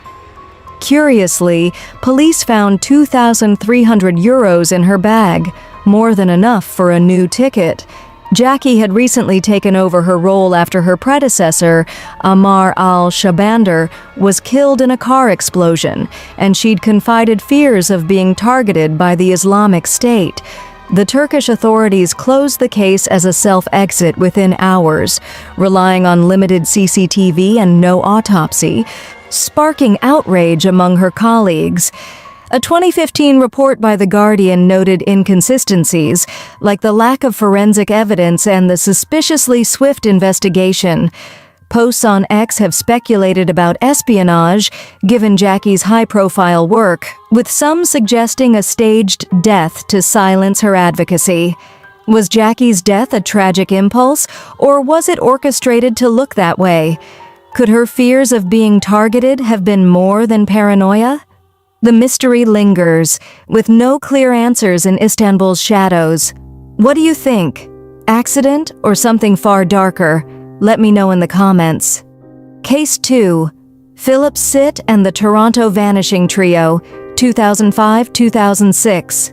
In September 2005, 17-year-old Philip Sitt, a Toronto teen, vanished without a trace. Nearly a year later, on August 9, 2006, his body was discovered in a wooded area of York Region, his murder unsolved to this day. But the story takes a bizarre twist. Just 5 days after Philip's body was found, before the discovery was even publicized, 3 of his friends, Eve Ho, 16, Jackie Lee, 17, and Kevin Lim, 17, disappeared on the same day, August 14, 2006. Eve was last seen heading to meet a friend at Toronto's Eaton Centre but never arrived. Jackie called his mother from his workplace at a bubble tea shop, then vanished. Kevin told his grandmother he was stepping out to grab a drink from a nearby store and was never seen again. The timing is chilling. Philip's murder wasn't reported publicly until August 25th, meaning the trio vanished before any news broke. Were they connected to his death? Did they stumble upon something dangerous? Police have ruled them out as suspects, but no solid leads have emerged. A 2016 Toronto Star article detailed how investigators explored gang connections, as Philip was reportedly involved with a local gang, but nothing concrete tied the trio to his murder. Posts on X have floated theories of a revenge killing or a witness elimination, while others suggest the friends may have fled to avoid a similar fate. The York Regional Police have kept the case active, with a 2019 appeal for information yielding no breakthroughs. The families of Eve, Jackie, and Kevin still hold vigils, hoping for closure. What links these 4 teens? Was it a coincidence, or does a darker truth bind their fates? Drop your theories below, and let's keep this mystery alive. On July 16, 2010, 19-year-old Iwona Wieczorek, a lively high school graduate from Gdansk, Poland, was ready to embrace a summer of freedom. That night, she hit a popular club in Sopot with friends, but an argument sent her storming out, barefoot and alone, onto the seaside promenade. Around 4 a.m., CCTV footage captured her walking the 4-mile route toward home, her phone battery dying as she texted her friend Adria, saying she'd head to Adria's house instead. Iwona never arrived. Her stepfather overheard her final call to Adria, placing her just minutes from home. A man in a plaid shirt was seen trailing her on CCTV, but police cleared him after questioning. Despite Poland's largest missing person search, $1 million zloty reward, and over 100 interviews, no trace of Iwona has been found. A 2020 Notes from Poland article revealed that investigators explored human trafficking and organized crime, given Sopot's bustling nightlife, but no evidence surfaced. Posts on X have pointed to a mysterious figure nicknamed Towel Man, seen on CCTV carrying a towel near the promenade, though he was never identified. Iwona's mother, Iwona Wieczorek Kinda, has since become an advocate for missing persons, launching a foundation in her daughter's name. Did Iwona fall victim to a predator on that quiet promenade, or does the argument with her friends hold a hidden clue? The Polish coast keeps her secrets, but her story begs for answers. Share your thoughts in the comments. Case 4. Juan Pedro Martinez, the Somosierra Enigma, June 1986. On June 25, 1986, a Volvo truck carrying sulfuric acid roared through Spain's Somosierra mountain pass. Behind the wheel was Andres Martinez, joined by his wife Carmen and their 10-year-old son, Juan Pedro. Their family trip turned catastrophic when the truck, speeding at nearly 87 miles per hour, forced another vehicle off the road before colliding head-on with an oncoming truck. The Volvo flipped, spilling acid across the wreckage. Rescue workers found Andres and Carmen's bodies, tragically damaged by the acid. But Juan Pedro? He was gone. Child-oriented cassettes and clothes were found in the truck's cabin, but no sign of the boy. Some speculated the acid dissolved his body, but chemists dismissed this, stating sulfuric acid couldn't erase all traces, hair, nails, or teeth, in mere hours. Witnesses reported a white Nissan van at the scene, with a man and a blonde woman claiming to be a nurse, tending to the wreckage before speeding off. Two shepherds later claimed a similar van retrieved a package from the crash site. The truck's tachometer revealed 12 unexplained stops during the journey, fueling theories of drug trafficking or a staged accident. A 2019 El País article noted that Spanish police investigated a possible kidnapping linked to organized crime, as the truck's cargo was valuable on the black market. X posts have speculated about human trafficking or even a secret adoption, but the mysterious van and its occupants were never traced. Was Juan Pedro taken from the wreckage, or did something else happen in those mountains? This remains Spain's most perplexing cold case. What's your take? Let me know below. Case 5. Robert Hourihan, the electrician who vanished, April 2011. On April 8, 2011, 33-year-old Robert Hourihan, a dedicated electrician from Palmyra, Virginia, left home at 6 a.m. in his work uniform, driving his white Chevy Cavalier license plate, Terramay. The catch? He wasn't scheduled to work that day. 2 hours later, a co-worker of his wife, Tara, spotted his car heading north on SR 53, far from his usual route. Tara called him, but reached only voicemail, an anomaly for Robert, who always kept her in the loop. By 8 a.m., co-workers saw him eating breakfast at a Palmyra grocery store, the last confirmed sighting. 7 weeks later, his car was found abandoned in a Target parking lot in La Plata, Maryland, 90 miles away, with his expensive tools still inside. Robert was set to meet someone in Palmyra that morning, but never showed. Diagnosed with a heart condition requiring daily medication, he'd missed his dose, and his doctor warned he couldn't survive long without it. A 2011 NBC 29 report noted police found no signs of foul play, but Tara insisted Robert wouldn't abandon his family.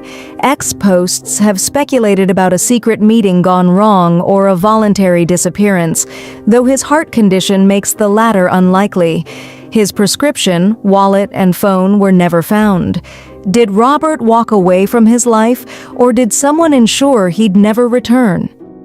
Share your theories in the comments, and let's dig deeper. Case 6.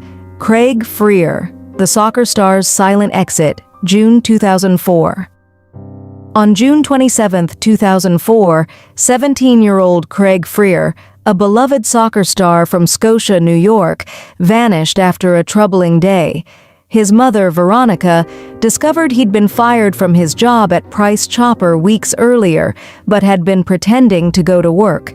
After a tense phone call, Craig promised to come home to talk, but instead visited his girlfriend at the Cambridge Manor Apartments. Around 2 p.m., two middle school boys saw him walking along nearby railroad tracks, gesturing "shh" before slipping into the woods toward his family's home, a 10-minute walk he never completed. Craig left behind his car, phone, and wallet, carrying only his keys and about $40. Despite over 500 interviews, searches of the Mohawk River, and a 2021 tip about a possible sighting in a car on Route 50, no trace has been found. A 2020 Times Union article highlighted that police ruled out suicide or a runaway scenario, as Craig had no mental health issues or known enemies.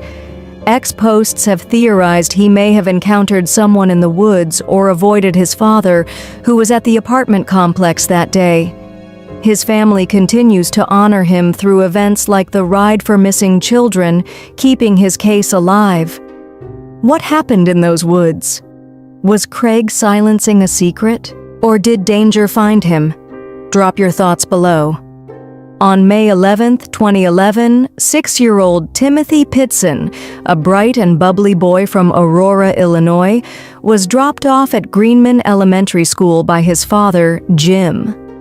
Just 45 minutes later, his mother, Amy Fry Pitson, pulled him out, citing a vague family emergency. What followed was a 3-day road trip across Illinois and Wisconsin, with stops at the Brookfield Zoo and water parks like Key Lime Cove and Kalahari Resort. Surveillance footage showed Timothy, clutching his Spider-Man backpack, smiling and carefree. But on May 13th, the story darkened.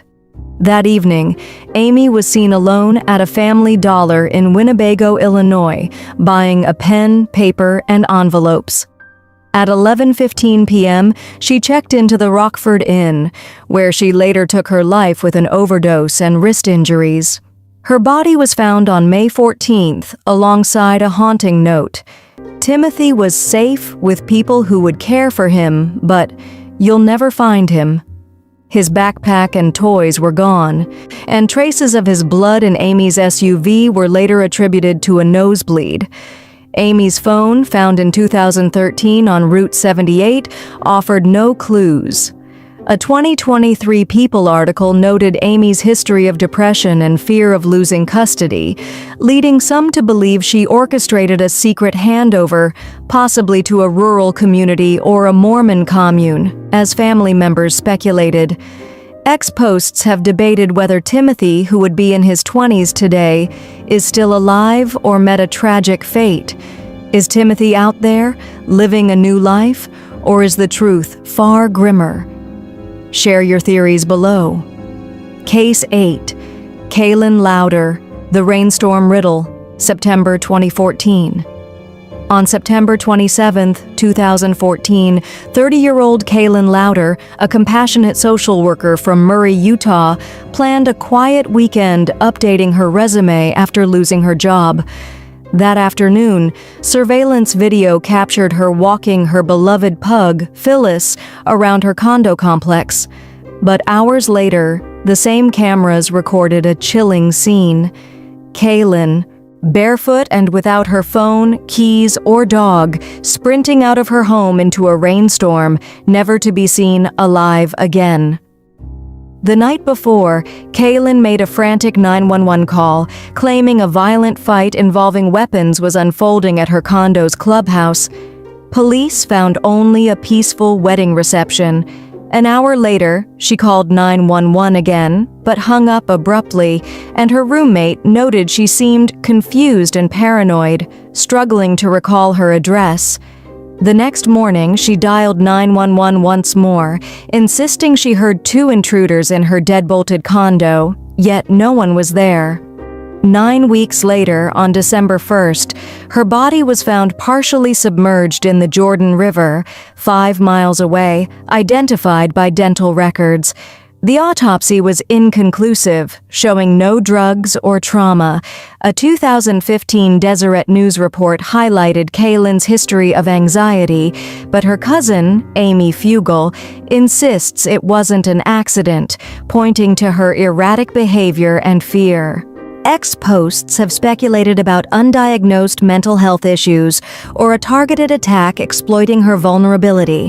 What drove Kaylin into that storm? Was it a tragic breakdown, or did someone lurk in the shadows? Let me know your thoughts. These 8 mysteries remind us how fragile our grasp on reality can be. One moment, you're living your life, and the next, you're a question mark in history. Are these vanishings accidents, foul play, or something beyond our comprehension? Drop your theories in the comments and tell me which case haunts you the most.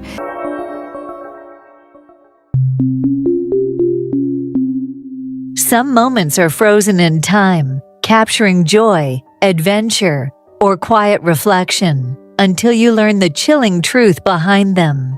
These are the final photos of 5 people, taken just seconds before their lives were tragically cut short. From eerie coincidences to haunting last smiles, each image hides a story that will leave you speechless. Stay with us as we uncover the heart-stopping details behind these unforgettable snapshots.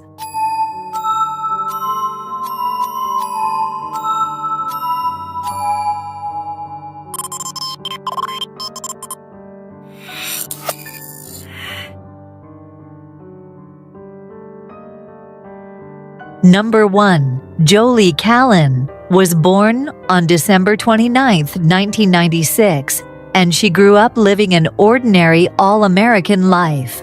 She made friends easily and was popular among her peers in high school, known for her friendly personality. Then she met 20-year-old Lauren Daniel Bunner. According to those who knew the young pair, Bunner was possessive and wanted Callan to spend time with him and his friends only. Due to his increasing jealousy, Callan attempted to end their relationship, but her attempts were unsuccessful, as he'd threaten self-harm each time she tried to leave. Finally, Callan succeeded in breaking it off with Bunner, but this decision would prove fatal.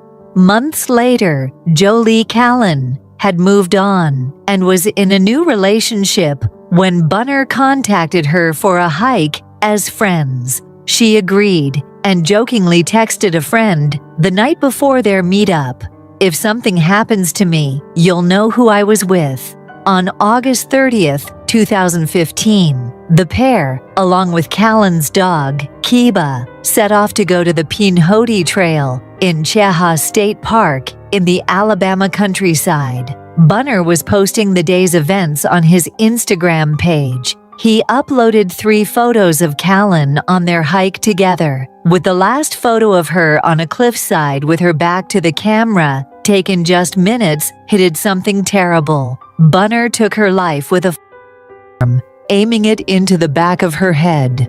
When Callan collapsed, Bunner flipped her over and once more in between her eyes. Then, he shoved her off the 40-foot cliff. Bunner returned to his car, where he immediately called 911 to admit to his crime. "I want to turn myself in for the murder of my ex-girlfriend, Jolie Callan, that happened just a little while ago on Cheaha Mountain," he said in a calm voice. He then waited on the side of the road for the police to arrive. It didn't take long for police to find Jolie Callan's body. Bunner was coated in her red vital fluid and was quickly arrested and charged with her murder, for which he pleaded not guilty. At the trial in November 2015, Bunner claimed that he and Callan had a murder self-exit pact, but claimed he was unable to go through with his self-exit after committing the crime against Callan. But family and friends of Jolie Callan made clear that the victim was preparing for the future and didn't seem depressed, and they believed it was likely that Bunner killed Callan in cold blood when she refused to rekindle their romantic relationship. On July 13, 2017, Bunner pleaded guilty to Jolie Callan's murder, though his attorneys pleaded with the courts for leniency, claiming that there was evidence he lived with a mental illness. The judge, however, was not swayed. Bunner was sentenced as an adult and got 52 years in prison. Even though Bunner will be eligible for parole in 15 years, Michael Callan felt that justice was served for his daughter that day. Here is that chilling final photo shared on Instagram.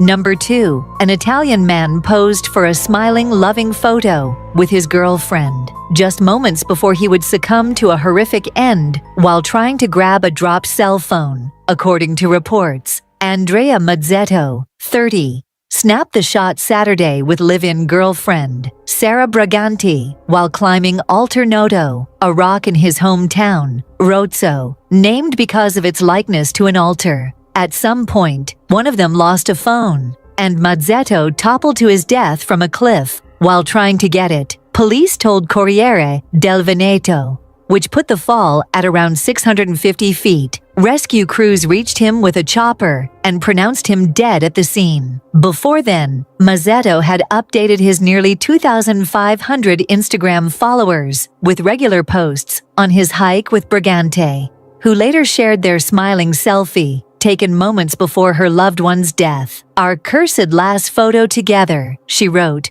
alongside the snap from their climb up Alter Noto. "You will always be with me, my little bear," she wrote tenderly.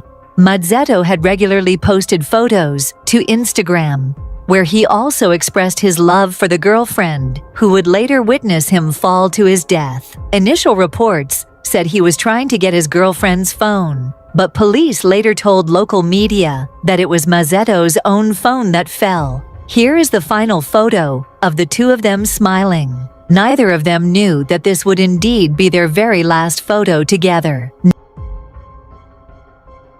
Number 3. On August 15, 1998, the small town of Omagh in County Tyrone, Northern Ireland, was forever scarred by a tragedy that shook the world. This is the story of the Omagh bombing, captured in haunting final images, including a photograph of a red Vauxhall Cavalier, taken just moments before it unleashed devastation. It was a warm Saturday afternoon, just after 3 p.m. The streets of Omagh were filled with families, shoppers, and tourists, including 2 Spanish visitors and others on a day trip from the Republic of Ireland. No one knew that this ordinary day would become the deadliest single attack of the Troubles in Northern Ireland. Hidden in a red car was planted by the Real Irish Republican Army, a splinter group opposed to the IRA's ceasefire and the recently signed Good Friday Agreement. Their target was the Omagh courthouse, but their actions would claim far more than they ever intended. Nearly 40 minutes before the explosion, telephoned warnings were sent, but they were vague, failing to pinpoint its location. In a tragic mistake, police, unaware of the car's deadly cargo, moved people closer to the danger, believing they were guiding them to safety.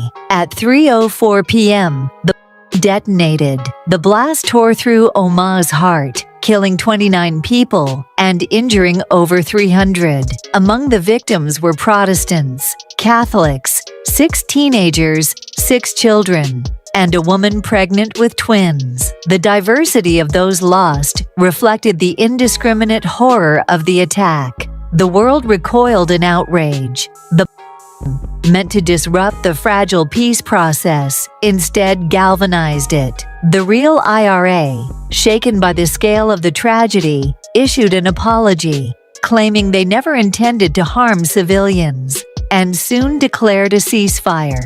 But for the families of Omagh, no apology could undo the loss. This chilling photograph of the red Vauxhall Cavalier, taken just before the explosion, was recovered from the wreckage. It stands as a haunting reminder of the moments before lives were changed forever.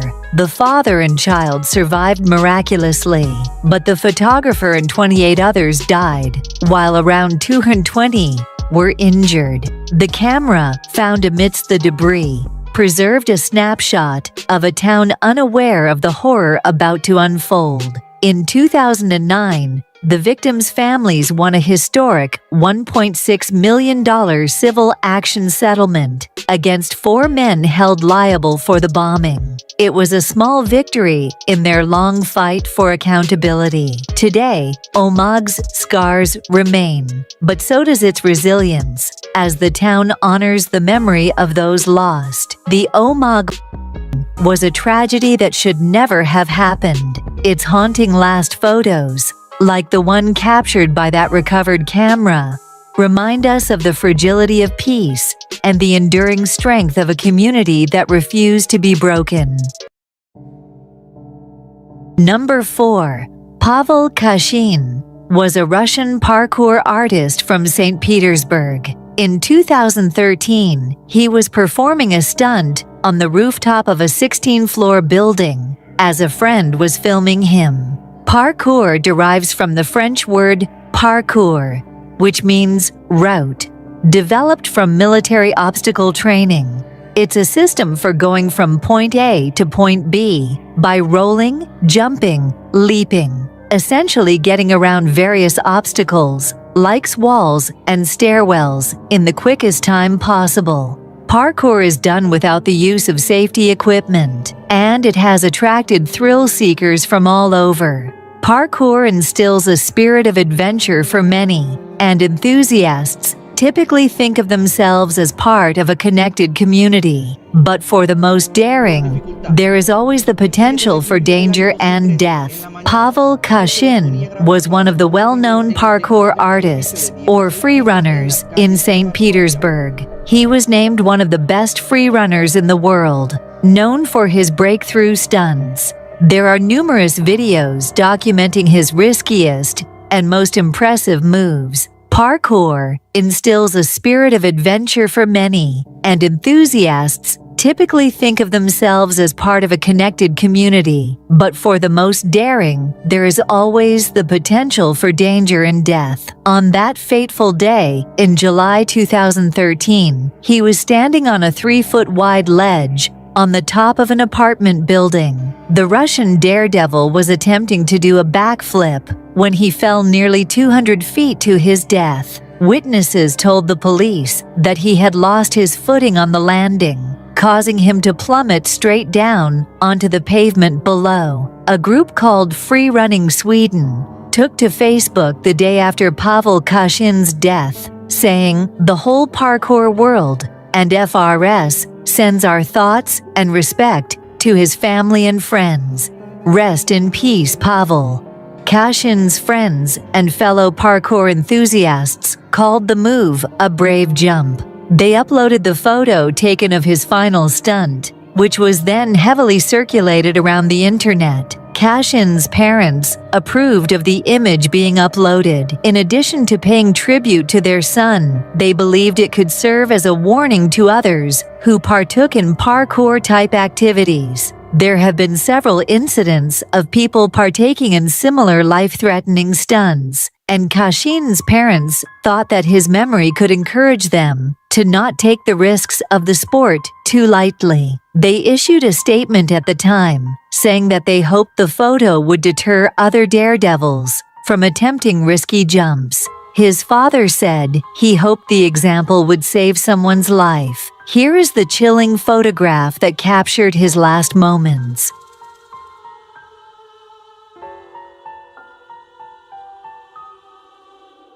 Number 5. In the quiet suburb of Randwick, Sydney, a restless 14-year-old named Keith Sapsford dreamed of adventure. Born in 1956, Keith was the son of Charles Sapsford, a university lecturer in mechanical engineering.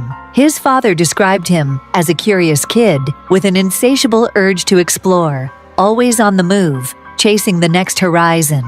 Recently back from an overseas family trip, Keith felt the weight of routine settle over him. The thrill of travel had ignited something in him, and the return to everyday life in Australia left him restless, almost suffocated. His parents, desperate to help their son find direction, enrolled him in Boys Town, a Catholic institution in South Sydney, known for guiding troubled youth. They hoped its structure would ground him, tame his wanderlust. But Keith's spirit couldn't be contained. Just weeks after arriving at Boys Town, Keith slipped away, his heart set on freedom. On February 22, 1970, he made his way to Sydney Airport, a place buzzing with possibility. Back then, airport security was a far cry from today's fortress-like measures. A determined teenager could slip onto the tarmac unnoticed, and that's exactly what Keith did. Spotting a Douglas DC-8 bound for Japan, Keith saw his chance. Driven by a desperate need for adventure, he climbed into the plane's wheel well, a cramped, hidden compartment. He didn't know, or perhaps didn't care, where the plane was headed. All he wanted was to escape, to see the world. But what he didn't realize was the fatal flaw in his plan. As the plane taxied and took off, Keith huddled in the wheel well, unaware that the compartment would reopen mid-flight to retract the landing gear. Moments after liftoff, the mechanism engaged, and Keith's fate was sealed. He plummeted 200 feet to the ground below, his life extinguished in an instant. By chilling coincidence, an amateur photographer named John Gilpin was at the airport that day, snapping photos of planes, hoping for a decent shot. He had no idea he'd captured a tragedy.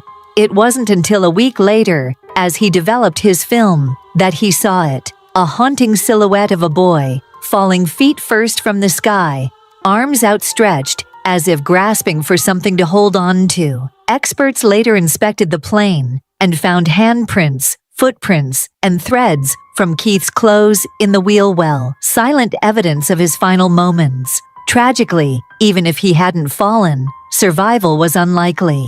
Clad only in a short-sleeved shirt and shorts, Keith would have faced freezing temperatures and oxygen deprivation at cruising altitude. His body simply wasn't equipped to endure. Charles Sapsford, Keith's father, later reflected on his son's unquenchable thirst for adventure. "All my son wanted to do was see the world," he said. His determination to see how the rest of the world lives has cost him his life. John Gilpin's photograph remains a haunting artifact, a frozen moment of a young life, cut short by a reckless dream. It's a stark reminder of the cost of wanderlust unchecked, a chilling snapshot that lingers in the memory of all who see it. These 5 final photos leave us with a haunting reminder of how fragile life can be. Each image, a fleeting moment before tragedy struck. From the eerie calm to the unsuspecting smiles, these stories linger long after the shutter clicks. What other untold tales might be hiding in the photos we take every day? If this left you chilled, hit that subscribe button and share your thoughts below. What's the most haunting photo story you've ever heard? Until next time, please stay safe out there, and as always, stay curious.